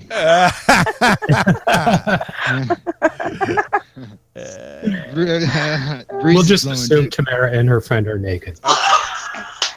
You'll just assume. No, that would not be probably a good thing. Alvin his eyeballs would bleed. Alvin, there's Matt. I don't think Alvin would mind. I really don't. I don't think Alvin would mind. We do have a 7-year-old in the house, so none of us can really do that. You're gonna have to keep yourselves covered. Well, Never mind, the neighbors. You're old into naturism as well. I've asked Al to close his leg 3 times already during the broadcast. Just saying. So. Oh goodness. Yeah, Holy Max. Taven has a hard time taking his shirt off. Never mind anything else. I have a question for Hector. If he's listening anywhere, maybe he can let somebody know. Are you in the fry truck naked? I'm just curious. Yeah, that's a good question. Sunday morning topics. Are you naked? In church. What? We've And you can hear the talked church about bells ringing. we've from- talked about cannabis and Al's crackly mic. Yeah, Yeah. but I wonder if Al can hear us. Oh yeah, he can hear us. Everybody can hear us. The whole world can hear Well, then us. Hector, answer the question. Yeah, we really want to know if you're wanna in know. frying food naked. Yeah, we want to know. That'd Or be do you, dangerous. Or do you wear I've an done it with apron? bacon Do you once. wear an apron? No, not when I did the bacon, but I know I've done that. Everybody's done the bacon naked once, right? Oh yeah. Yeah. Only once. Yeah, Only you only once, have to and do then it you- once. You only one. It's like getting kicked. You only want to do it once in your lifetime. Yeah. So, well, Al is obviously trying to find our answer. Find an answer or fix his mic, one of the two. I would Or he's suggest. naked. I would. Well, Al, that's pretty much guaranteed. They are at a naturist ranch. Here he comes again, Al. I would suggest that you come in on your headset, using your headset, if this is going to. Hello. This is live. Oh, there he is. Hello. Hello. Hello. No more staticky noise. No, we're good. Not yet, anyways. Not yet. Good. Don't move. You got rid of your tinfoil hat. I replaced the tape. Get us our answer. We are really curious and we want to know. So I heard all the conversation. Okay, so where is he? Well, And we answer want the an question. answer. Where is he? He's in the Fry truck. he's over there. Well, in go the- run in the- over in your Hungry happy. Hungry hot. Run over That's what it in is. your nakedness. Run all over there. Just hop over there with your mobile nakedness, and then just look in and say if he's naked or not in the fry bus. Okay, I'm mobile. I'm going over to ask him. Now, I don't know whether I'll lose my Wi-Fi or not. Well, that's okay. There's Fine. plenty of people here to talk to. You can hear me? Yeah, we hear you. We hear you. Yeah. Oh. I have a few listeners that actually listen to Cannabis and Coffee with Marijuana. And yes, we are at a naturalist fest where everybody is nudists. So, yes, that's what, because Bill's going, keep your pants on. I'm like, yeah, that's what we're doing. And all of the hosts Yeah, we're all are naked. also naked We're while we're on naked. the show. Yeah, right, we're Tamara? naked. Yep. Come on, play along, Tamara. Play along. I think we lost Al. And nobody's frying bacon naked. Well, we're trying to find that out right now. Can you guys hear me? Yes, we Yes. can, Deb. Yeah. Yay! No, Just had- my mic wasn't turned on until right now. And so Yeah. you've been talking She to had her Rod, mic muted on the cable that comes off the headset. and she's been sitting Kept there trying to talking. She's been talking the whole time, I bet, too, hasn't she? Yes, Yep. I have. Yes. Hi, Gabby. How's that been working Hi out for there, you? how are you doing? Good, how are you? I'm just so not a techie when it comes to this stuff. So You don't even want to see the conglomeration of wires I've got going on to keep this thing going today. So have we lost Al? I Yep, can see I he's think we still did. there on the. Oh, he's muted on one and not on the other. Yeah, the one that's muted is the his laptop Ah. that's sitting on his So, desk, and yeah. Al has two little areas set up. We are broadcasting live on the sound system in the barn. Hello, barn people. And Hi, Barn. we are also And I'm broadcasting. saying it. Al's got a speaker set up on his desk at his booth. Hello there, Hello. booth Hello, people. booth people. Hello, booth people. Hello, booth people. I've got an audio problem here. We've lost the audio on site. Oh no. oh, Yeah. All of a sudden, it doesn't work. So what I'm going to do is I'm going to have to reset this computer here. Yes. So yes. basically, we've just been talking to nobody in the barn or the booth. No, probably in the barn. You should be fine because that's a different computer. Oh, okay. So we lost you, obviously, when you went to the food truck. Yes, exactly. That's when all that happened. We So- want to know. We need still to want to know. We still want to know the burning question. Yes.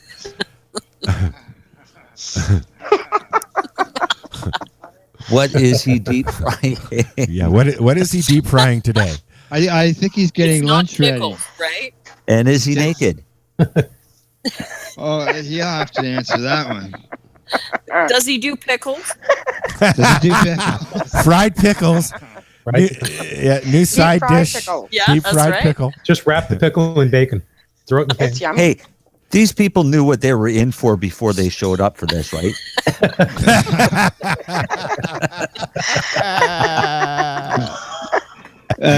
No. Even better. Oops.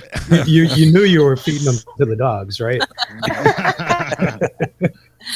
Yeah, hang on here. I'm No, almost. we need to find out something we never found out is how much are the fees to go and camp, like for Ooh, good a question. weekend Yeah, or to you can rent camp- the you can cannabis come- cabin. There's a day fee. I believe it's $30 for the day.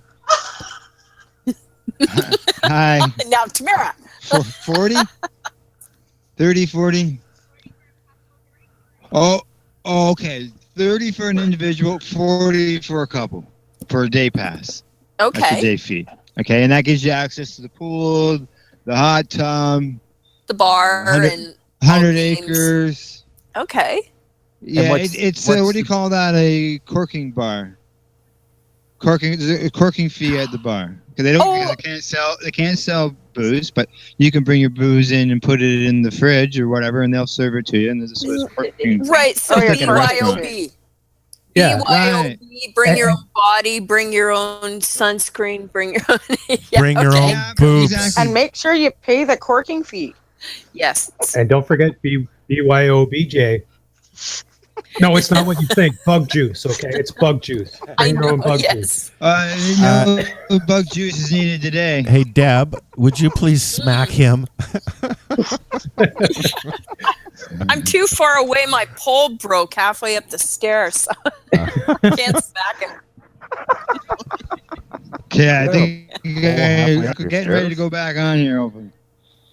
We've been back on live for a while now, Al. Oh, I know, but I mean, as far as for these people here on site, so they can hear us. Oh, okay. I get you. Yeah, So we're 'cause they entertaining have no idea ourselves. How much we're Well, laughing you know at. what? I could put on. We do that every show, don't we? You remember? You guys remember a few weeks back on the 420 show, I made a point of asking people to do a parody song on 420 something. Yes. Yes. Well, I got it here. Was it only one? Yeah, faithfully, Jim Melvin from the Royal Kush Band, who always jumps in on these little things that I do, sent a song in to compete with this little thing I got going on about 420 songs because I keep missing it. So Jim has made a song called 422, and I fucking missed it again. It's a great song too. I love Yeah, it. It's excellent. I So like it. We're gonna listen to that while Al's figuring out what he's got to do, and then we'll come back and continue what we're doing. How's that? Sure. All right. Okay. Yeah, maybe the ones in the barn would like to hear the song. Okay, so this is 422, and I fucking missed it again. Sense. So many watches, timers on ovens, set just to get me to you. Wore out an 8-track of Elvis, shaking my pelvis. We were knocking them blue suede boots. When I opened up the wine, I forgot where the time went, and I drank till nothing was left. And now it's 422. Fucking missed it again. Don't get paid till tomorrow. I'm too proud to borrow tonight's a bust for me. Dispensaries all over this country, but I can't get no THC. Well, no package in the mail. This isn't going well. I'll get by with a little help from my friends. But now it's 4:22. I fucking missed it again.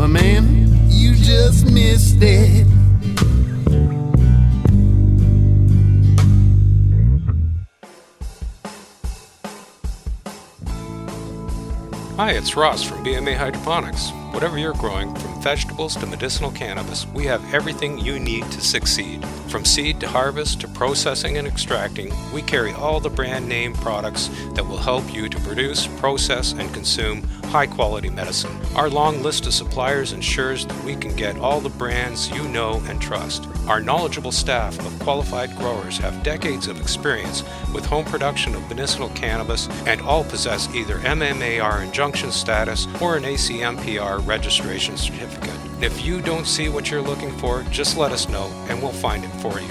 At BMA Hydroponics, our motto is, your success is our success. Visit our store at 404 Maitland Drive in Belleville, Ontario, or visit our website at bmahydroponics.com and click on the shop button. We can be reached at 613-967-9888 Monday through Saturday from 10 a.m. to 5 p.m. or find us on Facebook at facebook.com/bmahydro. 613-967-9888 Monday through Saturday from 10 a.m. to 5 p.m.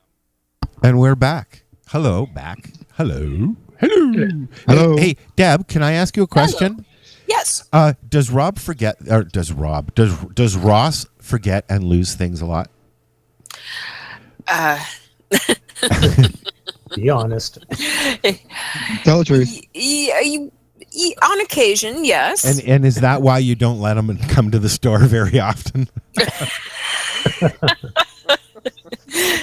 Yeah, it does have something to do with that. Sometimes he'll keep the customers there. They're trying to inch towards the door to get away. You can see it, but he just won't let them go, right? I just won't shut the fuck up. That's what she's trying to say. That's that's kind of why he's still here. Ross came as a guest one night and then stayed. He never left. He never left. Yeah. Actually, I can honestly say I did see Ross shut up. You did. And that was at Harvest Fest, and for some reason he didn't talk a whole lot. That certain may have had periods of something to time. do with the level of cannabinoids that I had running through my body. Did you finally That may get have your, had something to do with Did it. you finally get your ice cream, Ross? I did. In fact, Marcel gave me several little cups of his chocolate and a couple of the mangoes, and we put them in the freezer in the RV and brought them home. And Deb's been putting hers into her coffee, and she loves that. It's awesome, isn't it? It is, and there's still 2 tubs left, so I'm kind of saving those, for special occasions. I'll be over next weekend. Okay, where's I'm mine? actually shocked he Where's hasn't tried mine? to take it to a lab to figure out how I made it. No, you need my mailing address? Yeah. Yeah, the unfortunate side of this is ice cream does not mail well through Canada Post. Oh, come No, on. especially where your temperature's out there, Tamara. I can see Hey, it. I want some. Damn, can't you just like something? I'll tell you what, Dry ice Tamara, it. next year at Harvest Fest, because if you think about it, our timing for Harvest Fest next year is going to be awesome because it'll probably be the first cannabis festival right after legalization. Ooh. Yeah. So what I'm going to start suggesting to everybody is start saving your pennies and plan for a trip next July to Nova Scotia for Harvest Fest. Okay. And I'll make sure you I'm having I'll make a sure you cannabis get cup. some ice cream. I'm planning one out here too, you guys. So save your pennies because the September long weekend out here, Kootenays are going to have their first cannabis cup too. Cool. Way to go. Yeah. Yeah, and Yeah. also remember that we've got the Karma Cup coming up, which we'll be doing the same Right. thing as we're doing here. Right. I just want everybody that's listening to realize is none of us, I hope you realize, none of us are in the same building. Okay, we are scattered all through Canada, and we are all patients, well, except for Ross. We are coast to coast. We're kosher. Kosher to kosher. Coaster. Well, I'm not quite on the coast, but I'm in the interior. That's close enough. So, and we do have, don't we have some guests coming on from the coast later? So we will have coast to coast. I don't know, do we, Al? I think we've lost Al again. We've completely lost Al now. Yeah. Well, at least Al turned off his camera. Hold on. Audio. Oh, wait. The audience here. Somebody waking up. He's trying to fix the audio for the audience that's in front of him. Yeah. Hey, Al, can I put? And he doesn't know where to put his in the hold on. budget? Can we get an IT guy? An An IT guy in the budget? Yeah. Those cats just aren't cutting it in the barn there. You'll have to talk to our sponsors, Al. Actually, Al, if you can get the IT guy to work for free, it will perfectly fit our budget. I work for weed. But Al's that again. Al you need issues. An intern from Loyalist College or something like that, or Sir Sanford. Yeah, that's this. Do we have There's any? got to be somebody that you can, hire. I'm gonna try something here. I'm gonna do a quick switch, and I'll just be a second. Just go to the university and ask anybody who wants some free weed for work. Yeah. Yes, I said go to the local college, right? Yeah, trade. You don't have to pay an intern, money specifically. That's right. All you have to do is smoke them up every event, and you're set. That's right. That's right. It's kind of like when they want you to volunteer for St. John Ambulance after you've taken all the courses, right? You get to attend all the hockey games, right? For free. Yeah, exactly. Yeah. Don't they charge for those ambulance courses? So you're really just paying to go and hang out with them, really. I know. So that's why when you work for a company that will send you on them, you take every chance you can get to do it for free while you can. Right. That's why I sent 2 and had them get theirs done, and that way we have certified first aid responders for our Harvest Fest. Yeah, that's right. That's great. It's the only way to do it. The And you never only way to forget how grow. to It's that. the only way to grow. That's right. Yeah. So, Al, how you doing? I'm here, but I'm still having problems. Aw, buddy. You're such a fuck up, Al. No, I'm just kidding. Hey, credit. At Uh-oh. least he's there. Yes, he's there, Tamara, and you're there, Tamara. We're all here. And so, while we're trying to get Al fixed up, why don't we listen to dogs barking? Oh, is that at your house, Tamara? Yes. Yeah, Deb was worried it was hers. I was. I thought, oh God, one's here. What's the other one doing? Fighting with Ross? I'm not sure. You I'm and trying Ross to aren't put sitting them on together? mute. No. No, they don't spend much time together. Have you met Ross? Hey, when we sit together, we get a lot of feedback, if you know what I mean. Yeah, I suppose. We've heard the rumors. We've heard the rumors, and now you see the truth. That's right. Yeah, there'll be plenty of feedback after the show, too. But if you'd like to see them interacting in their natural habitat, head over to BMA Hydroponics. He's there on Saturdays. Are you there on Saturdays still, Ross? No, that's me. Oh, yeah. I kind of semi-retired. I basically run the clinic and do that weekly. So in other words, he's just gotten really lazy in his old That's age. right. I do the paperwork. Ross comes in and takes the glory with the Skype thing and then goes home, right? I save the world and then go home. Yeah. How profiteerish of him. More like he takes the money and goes home.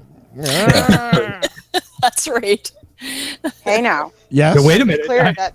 Hey, now. Be wanted clear. everybody to be clear on this. When I go there as a volunteer. I get nothing. I get paid zip. Yeah.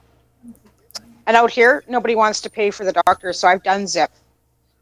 I know. Ridiculous. Yeah. But I hate the fee too, so. Well, that's so everybody's hard. choice, You right? know- I mean, if your doctor won't sign and you're do it anyway, that's your option to do. You guys have If you been want to doing get this- legal and pay the money that they demand. Yep. And get legal, you can do that or not. Now, but have everybody's things their own- slowed down? Have things slowed down on the amounts of people that have been calling you? Because I know at first, I mean, this has been going on for a few months now, and I know at first you had a flood. Yeah. Deb, do you want to handle that one? Yeah. I would say it's cyclical, actually. More people are thinking, oh, I don't want to do it. Then they're thinking, okay, I've approached my doctor. He's either said, I'm not going to even see you as a patient anymore if you bring it up again. Or they're stuck with a clinic that's referring them to a licensed producer. Yeah. A lot of people are becoming aware now of the differences where if they do grow their own, take advantage of the conditions that you have. So if you can grow outside, do. And then you can use cannabis to its fullest because you have the means to have enough to be able to convert it to something other than what's coming in the bottle by mail and is so prohibitive for the majority of people that they just don't use it. Yeah. And a lot of people, I suspect, the majority of Canadians are just sitting around and twiddling their fingers, waiting for next year to come around so that they can go put 4 plants in their garden. I mean, That's right. I think that because I know a lot of patients that I've spoken to, a lot of people who are in the top 200 MMAR, a couple even Section 56 holders from way back when, they're not relicensing. They refuse to do it, and they're waiting for that 4-plant limit, and they're going to see a green. And I know a lot of people who are getting ready to do that. Yeah, you're gonna start I think seeing BMA Hydroponics is going to see a green too. You're gonna start seeing cannabis shrubs along people's gardens. You are. That's what's going to happen because a 3-foot shrub of cannabis. That's what you will see in the front of my garden the minute I have one. I suspect that they're not going to allow outdoor growing. How can they do that? Well, they got to. In that situation where they'll be growing out in your front yard, they're probably still going to have security restrictions. There may be some, but if you look at the regulations the way it is now, when it describes what is the definition of a property, that contains all outbuildings on that physical property as well as the yard. Right. Yeah. So they may require that you have a fence, that it can be locked, that you can have surveillance, and there are, you know, the stipulations probably too, the same that will be with schools, playgrounds, places frequented by Right. youth. You know, it's I don't know really how they're gonna- stupid. I don't know how they plan on policing any of that. Exactly. Like in reality, how do they plan on Exactly. policing any of that? Because you live across the street from the school and you want to grow 4 pot plants in your backyard. Who the hell is going to stop you? Yeah. Well, and that's what I mean. especially How are they going to? Well, and how are they going to stop it? Like, and how do they Well- plan on policing all of this? It just seems ridiculous. I don't think there's an actual law against that. Like not in the Cannabis Act per se. There's no punishment yet. There's no punishment for growing outdoors for one thing, and no punishment indicated for growing outside next to a school. Do you know anything? You wanted to say something, Al? Al's Yeah, I've brought the. Okay. What's going on is the laptop that running the audio for everybody to hear here. Problems with it staying on the Wi-Fi. Oh. So it keeps dropping it. So we thought, well, we're gonna bring the big speaker inside the barn. Oh, okay. And see if we can get loud enough so they can hear it and still sit outside. Okay. Okay. Hello. And the turkeys are smoking, Hector says. All right. But he still hasn't answered the question. That's Oh, here we go. The burning question. He wants the question. Are you cooking Where's the other naked? end of this cord? That's the question. We want to know if They want to know if you cook in the hungry hut naked. It's 365 days. I'm always nude. Not even one of those, you know, With deep nude fryers. pictorial aprons. No, I've had one of them before. No, I'm not crazy about them. do you And must bacon? Bacon, not a problem. Wow. There you go. Because they were asking about the bacon, weren't you, earlier? It's got like a big shield or something that he carries around with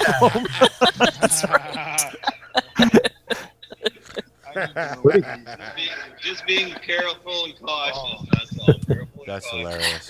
So we have met somebody who fries bacon Yeah. naked. He's got a 4-foot long set of tongs. Anyways, let's stop. we're focusing on Hector's nudity and not cannabis. And not what? Cannabis, pot, weed, You know what? Cannabis, pot. marijuana. Can I say something With a else about the J. Cannabis Act real quick? Yes. And about enforcement and all that stuff. Okay. The way the Cannabis Act is written right now, you can have 4 plants up to 1 meter tall, for some odd reason. Period. But here's the kicker. If you have 6 plants, you are to a $200 non-criminal ticket. Okay. If your plants are 1.5 meters tall, you are subject to a $200 non-criminal penalty. So $400 gets you 6 plants Up to and 1.5 meters tall. Okay, I just want to say something, if I could, Ross. Sure. $350 for a clinic for 10 grams. Get where I'm going. It's the 19 plants outdoors, 49 outdoors. that's what I'm getting at. Right? Yep. Right? Exactly. If pay you the little bit that you pay have a little to, bit maybe more something and like an get insurance policy. licensed. Get licensed. And you don't have a height restriction on them then Then either. there you go. Just look at Ross's fucking Facebook. But that puts us back to the outdoor growing. Yes. You have a 1 meter height restriction. I defy you to grow a plant that's going to stay under 1 meter. Well, you see, I would grow it. I would grow it 1.5 meters. We know how to do it. Yeah. It's simple. It's Yep. basically you Yeah. want to see it green. Right. Outdoors. Right. But- We sell lots of bean trellis this time of year. Yeah, I mean you could get. Well, yeah. You could probably cover a good quarter acre with one plant if you're smart and you do it right. Oh yeah. Well, I mean, it'll basically turn into a vine, won't it? Mm-hmm. It will. Yeah. Yeah. Yep. And you stretch it along, and every branch that comes up is going to be a bud. When everything's legal, I'm going to plant some across on a trellis across my wall, and then grow them up the building, like a vine. You can. That'll be more than a meter tall. If I was growing under the I'm going to be Act, living in a tiny house. Come on. if I was growing under the Cannabis Act, indoors or outdoors, I would set my trellis at 1 meter high, and then all your side branches are going to grow up from there, and they're probably not going to exceed 1.5 meters. So I would grow 6 plants under the trellis, do the screen to green, and pay your $400. Let them at 1 meter high, and let them go above 1 meter, because it's not going to pay for law enforcement to go around inspecting people's backyards or basements to find out if they have 6 plants and they're up to 1.5 meters tall, so that they can give you a ticket. Yeah, but you're assuming that they're going to leave the plants after they give you the ticket. What if they take everything and then you're left with nothing? Right. That's a good question, but that's the risk you take if you want to increase the amount you grow and grow more. I'd also like to make a point here with this. Here's another point that I'd like to get across to you, just as we're talking about this. Some people believe that once they get a licensed production certificate from their grower or from the licensed production, they believe that they are now allowed to grow pot too. I know. And I've had to alliterate this to a few people, even as far as as close as yesterday. Well, he's got his card now. He can start growing. I said, no. If he's got a licensed production from whatever licensed producer he's got, that does not give him the ability to grow not even one plant. Not not nothing. And the thing is, and still right now, as we said, the Cannabis Act has not been put in. We don't have any legalization. You can't grow shit right now, not even 4 plants. So can I make a point as well? People who are, when you go and get your license, get your fucking grow. You can grow in your apartment as of right now. They can't do shit. Okay, that may change down the road for medical. So if you have your medical ticket for 10 grams and you grow two fucking plants in your closet at home, at least you've got medicine and you're covered up the fucking wazoo. Even if you can't grow your 49 plants inside. But I'm getting tired of people thinking that Canadian Therapeutic Cannabis Partners is a scam, that we're charging money and we're making money. If you can't get your doctor to sign, I'm sorry, we have no option. We don't have, it's not like that we have freedom to pick the doctor and tell them what they can charge. And we have the ability to get you to that doctor. Yep. We take our time and volunteer our time to do this. And I'm tired of getting people, oh, you're opportunists. Oh, you're profiteering. You're scamming people.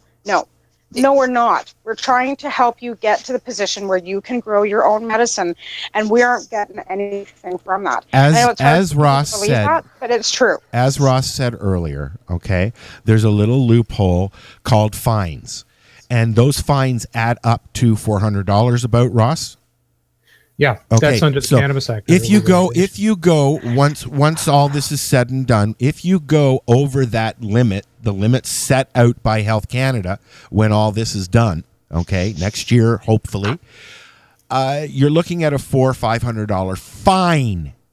Okay, why not take that $500 directly, get a medical license, and process your cannabis to the point where it can help you live a nice, long, and healthy life, as opposed to just pay a fine every year. You're looking, I am licensed for 10 grams. It costs $350.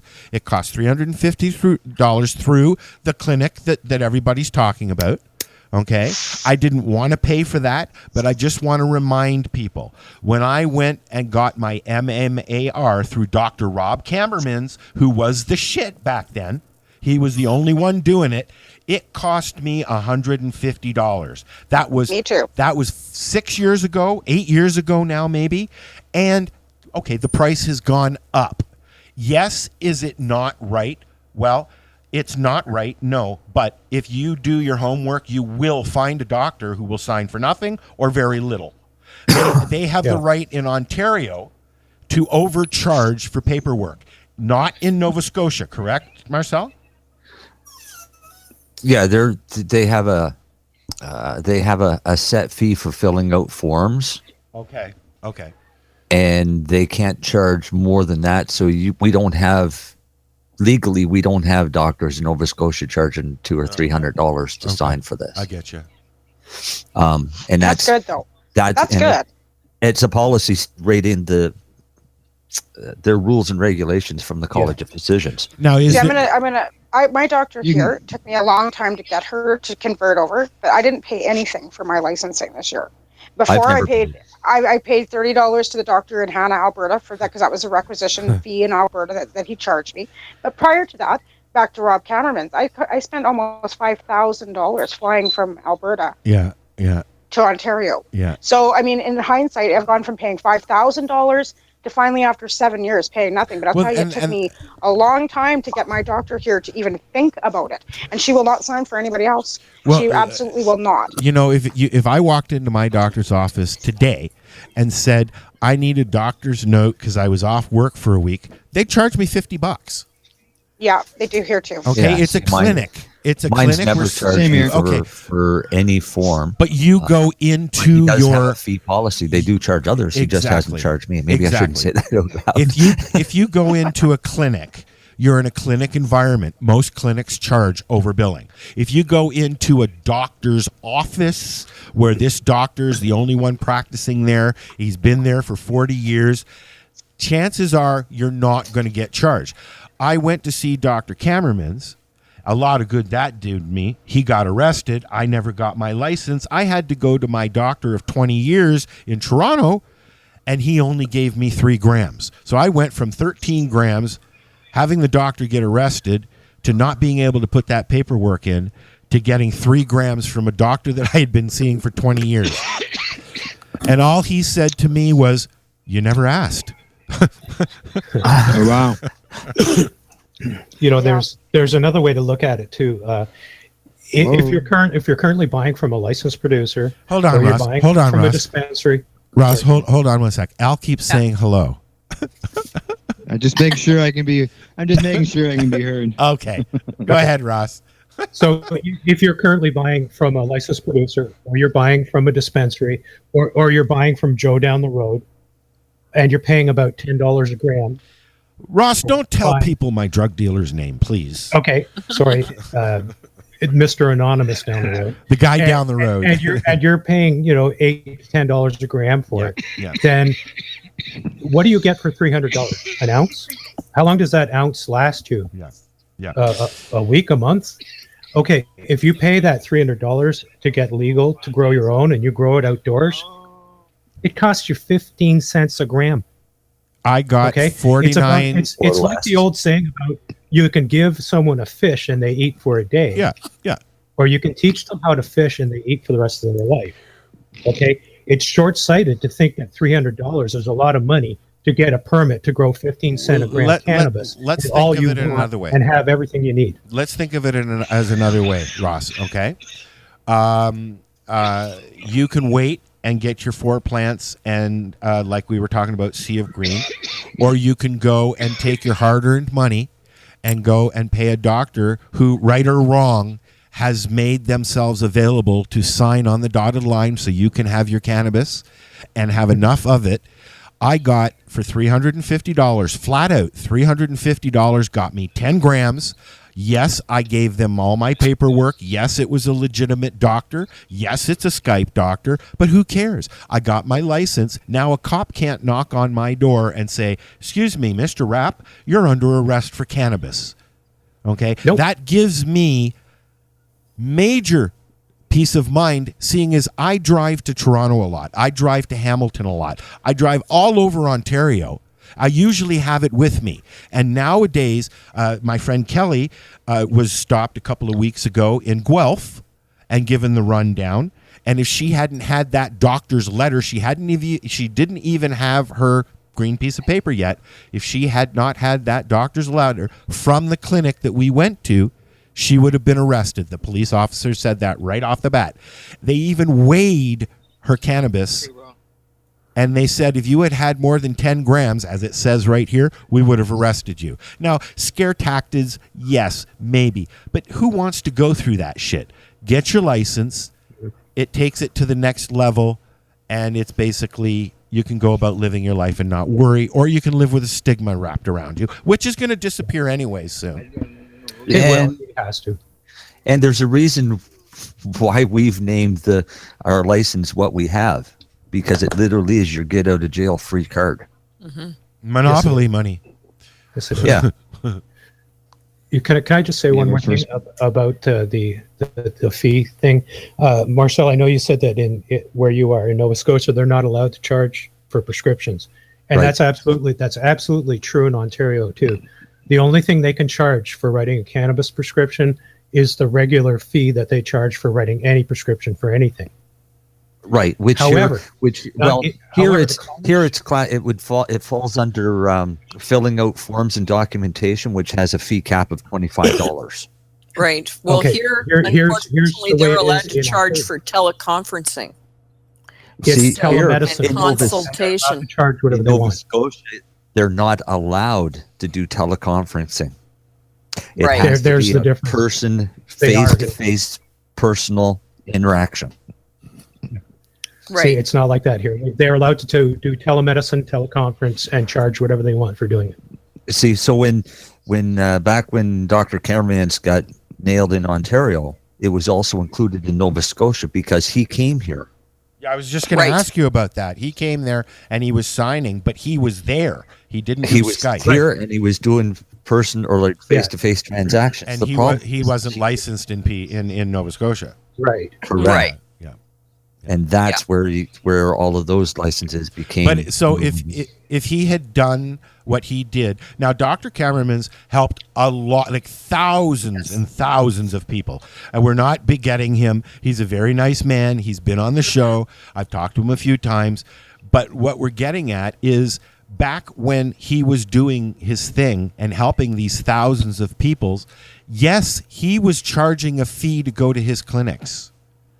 Yeah. The difference between then and now is it's been 6 years. Inflation, more people want to do it. It's harder to get people or doctors to do it, although it is getting easier now, I hear. You know, by the end, though, Dr. Cameron was charging $1,500. And No. He was not. It was the people he had out there helping patients. They were bringing him busloads, Ross. Busloads of people, upward around $3,000 to $5,000 of a person in a bus going to Hamilton to one of his fucking clinics. Okay, that was not him. No, I know, but he was aware that they were doing. Of course, he was aware. He's the doctor. But that was not him. He was seeing patients, which is what he was set out in his mandate as a doctor. I understand that, and I agree that, you know, like he was a trailblazer. He was. But just towards the end, it started to become different. Yes. It changed at a certain point. Well, you know what happened is Dr. Cameron is, I really like Dr. Cameron's, and he was exploited just as much Sure he was. as everybody else. Sure was. They were. I There agree. were. There were people. There were If other people. doctors would sign, he wouldn't have to. That's right. No, And here's the thing. Here's the thing with Dr. Cameron. He left the province and then started signing patients out. that's in where Nova Scotia. that's where they started sniffing up his ass when he left the province. He wasn't whether he was licensed to practice medicine in those provinces. I had other patients sign through Rob and Mary in Alberta. We would do it via Skype after I went out to Cohill. We set up via Skype, and I did some patients via Skype. And it was shortly after that he went, and that's when they really started, you know, because you had people standing outside with signs going, here's a cannabis doctor, and passing out joints in front of the clinic. Like the ridiculousness that went along with that whole gong show. It's an unfortunate thing that they actually are in the position that they're in. Well, I also want to. I want to make one sec, Ross. I want to make a point in saying that both Rob and Mary have a health clinic, a natural health clinic, out of the same building that they had their doctor's office, I believe, and they are still doing consultations. Although he cannot sign. I believe they have their own version of a clinic going on. I don't know if he's working with other doctors or not, but I know they are doing. It's a naturopathic. Yeah, was it homeopathic or naturopathic? Yeah. And You have to work with another doctor. That's right. And she, Mary, is also a registered nurse. Now, did she? She is. She still is. Yeah. But I don't think she lost her license. That's what I'm getting. I'm not sure what the repercussions were. But anyways, I mean, we're a little off topic, but I just wanted to make sure that people knew that we weren't dumping on the Cameramans because, absolutely not. They are very much loved in this community. Believe me. Well, they were. What's they, that, and Marcel? and they did a terrific job. And in fact, the matter is, there was nobody else out there willing to do it, and he stuck his neck out for all of us. And I want to just. And that's the ultimate. And he's paying the price too. That's right. That's what I was going to say. I'd love to thank him and Mary for sticking their necks out for the patients, because you know what? If it wasn't for them forefronting and helping many of us get to where we are, none of us would hold an ACMPR now or an MMAR at all. Okay, so I just want to. Well, so I'd like to thank them. Let's add one more thing to that, and then we'll move on. Because Al said that the body casting is starting. And I want to hear that. Yeah, but are they putting on... Ooh, Look, never mind. You know what? I'm just thinking about pubic hairs, but... Ooh. Oh. What? They're getting the cast off. Oh, wow. Well, Yeah, like, do they either put lubricant or saran wrap over areas that could be delicate? I would say just let it go Petroleum on. jelly. Petroleum jelly. That's my girl. I'm gonna go over there so they can answer that for you. Wouldn't that be kind of like pulling a Band-Aid off a cat? Kind of like, oh. It would be kind of simple to do this. What was the answer? No, charge a Apply fee for the Vaseline body all over the cast. area. Yeah, that's what I would have thought. Yeah. No, Yeah, don't do all that. over wherever Vaseline. they put the body. You lube all the area, Vaseline all the areas. Okay. Yeah. Don't do that. Don't do Doesn't that. matter whether it's your back, your Now, foot. how about this? hand. How about you use Or cannabis lube? How about you use cannabis lube all over your junk and then do it, and then you're medicating while you're sitting there? Well, I'll tell you this. There are body casts on the wall over the stage. And let's see. Yeah, every human body part is it there. pretty detailed? Pretty detailed, Al? Yeah. Yeah. What's that? It's pretty detailed. Yeah. It's a casting. Hang it on the yeah. wall. I want to make an Every ass of wrinkle. myself. I would turn it Every into wrinkle. I would turn it into a fundraiser. I got a question for you, Deb and Ross. Why aren't you guys there? You guys. Because it's too cold today. and I'm going to take some pictures. Well, that's why I wanted to know what the rates were. You know, Ross has got a February birthday, right? Yeah. You know, I imagine Wreck Beach is rather warm and smoky today out at the coast, because the Wreck Beach is, you know, the nudist beach out on the coast, right? And I don't know if they were. I know lots of people are complaining about the smoke they're getting out there. So I don't know what's getting smoked. So, Al, do you want to get back to your schedule here? Smoked turkeys. Yeah, I'm just getting back to the table there. I just took a picture, so I'm going to send it to you, Al. Oh, awesome. I will post it. Hopefully there's nothing that'll get me kicked off of Facebook. No, Be mindful. no. It's the Facebook. it's the castings they have on the wall. Okay. Oh, yeah, okay. Show that Did you guys want a copy of that too? No, I'll post it. I'll post it, and it'll go through the whole thing there. Oh, okay, yeah. Smoked turkey. Waiting. Do we have some posting music? Yeah, you're gonna wait a second here. But yeah, we'll get back on my schedule here. All right. So, and that would be like we've talked up the wazoo about stuff, and now you wanted to go to the non-smoking alternatives. Non-smoking alternatives for cannabis. You know, there's a lot of people out there who know about them, but not everybody knows about them. They still got to keep spreading the education around, even though to you know, you and I and others, it may be standard. Well, the good thing is everybody on our panel here, and I do mean everybody, knows what they're talking about when it comes to edibles, medibles, and other extracts, especially rock. Who makes the extracts, you or Deb, Ross? We basically we both make the oil. We do that together. Yeah. When it comes to making the topical creams, Deb is the expert. Yeah, on the that I topical knew about that. Yeah, and you've actually won some awards for it, right? Yes. We won at the Lift Expo in 2016 for our topical. Ooh. We won 3rd place. Oh, can I mention first place in sativas at the Don Cook Memorial Mum-Oriel Cup? Ah, Yeah. and her. I didn't know that. Yes, I didn't we know won that. Yes. the sativa category. First place for, sativa. Yeah, for our Predator Pink First Times place most Starfighter F2. So you want Nice. since we're going to talk non-smoking, I'll start talking. Being you one on this about hand lotions. This was actually the dried flower was the Predator Pink Sativa Award. Yeah. And I actually started out my interest in topicals with a seminar that I took through that Al, you actually gave me the tickets for Women Who Grow. And it was it was one of their very first meetings they ever had in Toronto.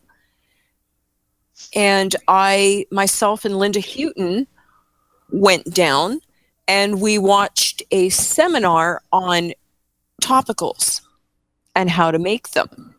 So from that, I came away from that and thought, I got to do this. I need to. This is something that I really need to add to my repertoire for my arthritis and things like that. So I got some books for Christmas on topicals and started experimenting with 2 other girls, Linda Houghton, or 2 other ladies, Linda being one, and another partner. And we started perfecting recipes and working on things. And we started that in January. And when the Lift Expo came up, our really good friends at 420 Kingston were the sponsors for it. So they encouraged us to enter some topicals, and we did. And so at our very first, I guess, within 6 months of starting to produce topicals, we won our first award. So, Very nice. continue to make this day. Yeah. Now, what's the difference between like a hand lotion, a salve, a cream? A lot of them, with a lotion, it depends on the consistency. So it's going to be a thinner consistency that will spread, and some of that will be determined by the types of oils and butters produce it, or if you are actually emulsifying it by using some kind of an emulsifier, whether it be a lecithin or a type of wax that's called emulsifying wax that's from a plant sterol. So for those out who don't know what emulsifying is, emulsifying is like when you are making a salad dressing with vinegar and water and oil, and you try and shake that all together, you have to use an emulsifier. So when you're shaking and adding the vinegar, it helps everything combine.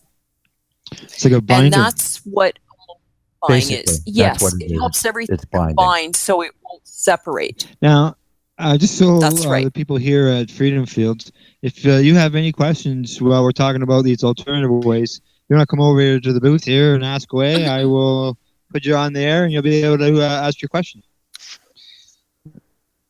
All right. Now, basically, okay. So, but you wanted to know, and so then if that's a lotion, if you have a cream, it can be just a combination of oils and butters. And when you have a salve, generally you may add either candelilla wax if you have some people who are vegetarians and prefer not to use beeswax in it, and that acts as a bit of a barrier, so it will hold moisture in. So a lot of people will use it in some types of balms or in salves where it requires that, where it's a little bit stiffer. Okay, good, yes. Let's see. What else can we ask about Now, what about essential oils when it comes to topical creams? You look at them as a benefit or a deterrent?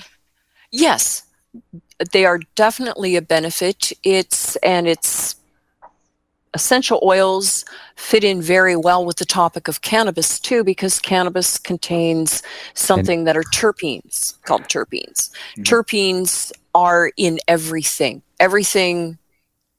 that is organic, that is around us, amongst other chemicals, but essential oils affect people different ways.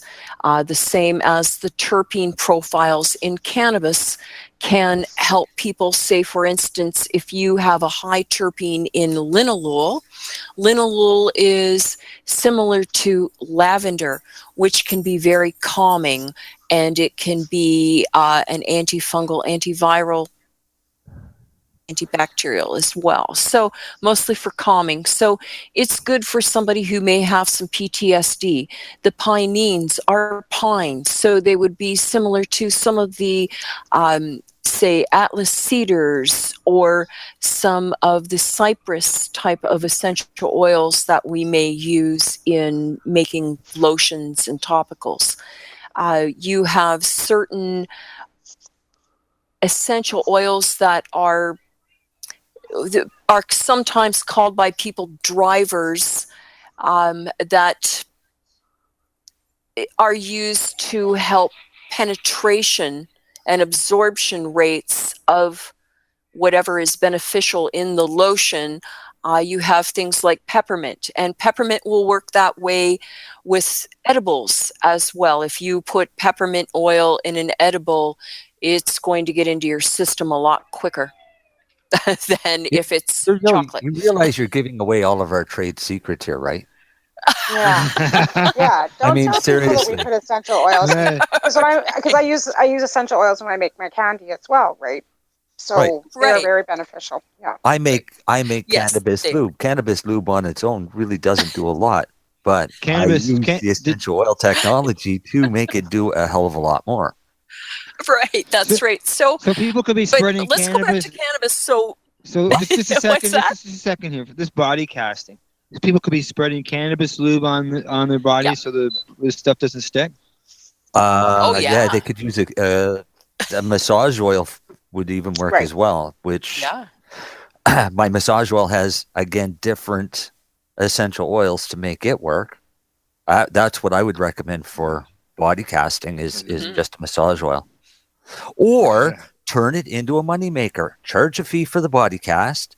Then charge a fee to have it removed because it's going to be de-waxed. Like it's going to be basically waxing the hair off of you. So that's right. I was going to say it's a Brazilian all at once. Right? Well, see, that's why she said they put the Vaseline on. Yeah, if you strategically place the lube, you could make little patterns and designs in places, right? Oh yeah, yeah, like a peace line, right there. Well, during the next body casting, I don't know who's getting done or anything. I'll go over and maybe get some answers from them as far as is it cold? Does it hurt? Is it wet?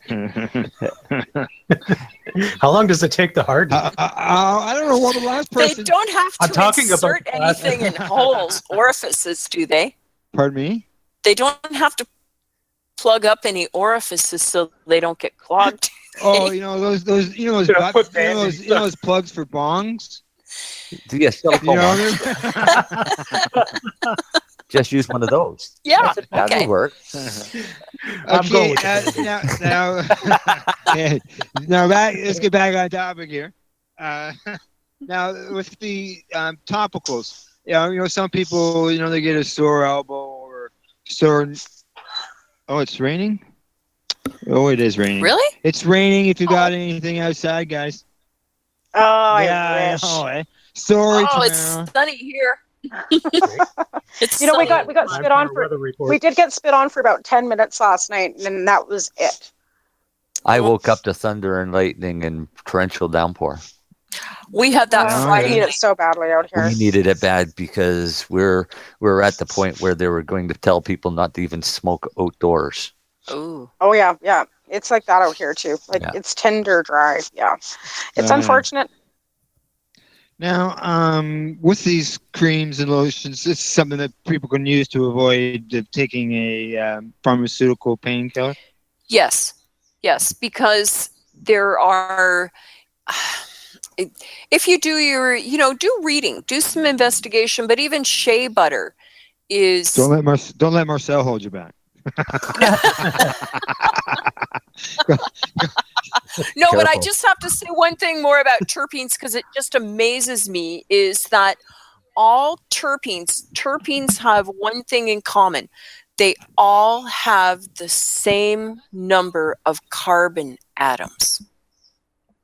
It's only the number of hydrogen that changes with them. So the guy who's smoking the joint's got to be concerned about the hydrocarbons. No, it's how many organic chemical compounds can say that. When this comes to everything that has a smell, that's everything. Everything. Everything. Any odors is basically from a terpene or a flavonoid. Yeah, and for them to all have the same number of carbon molecules, that atoms, that just is amazing.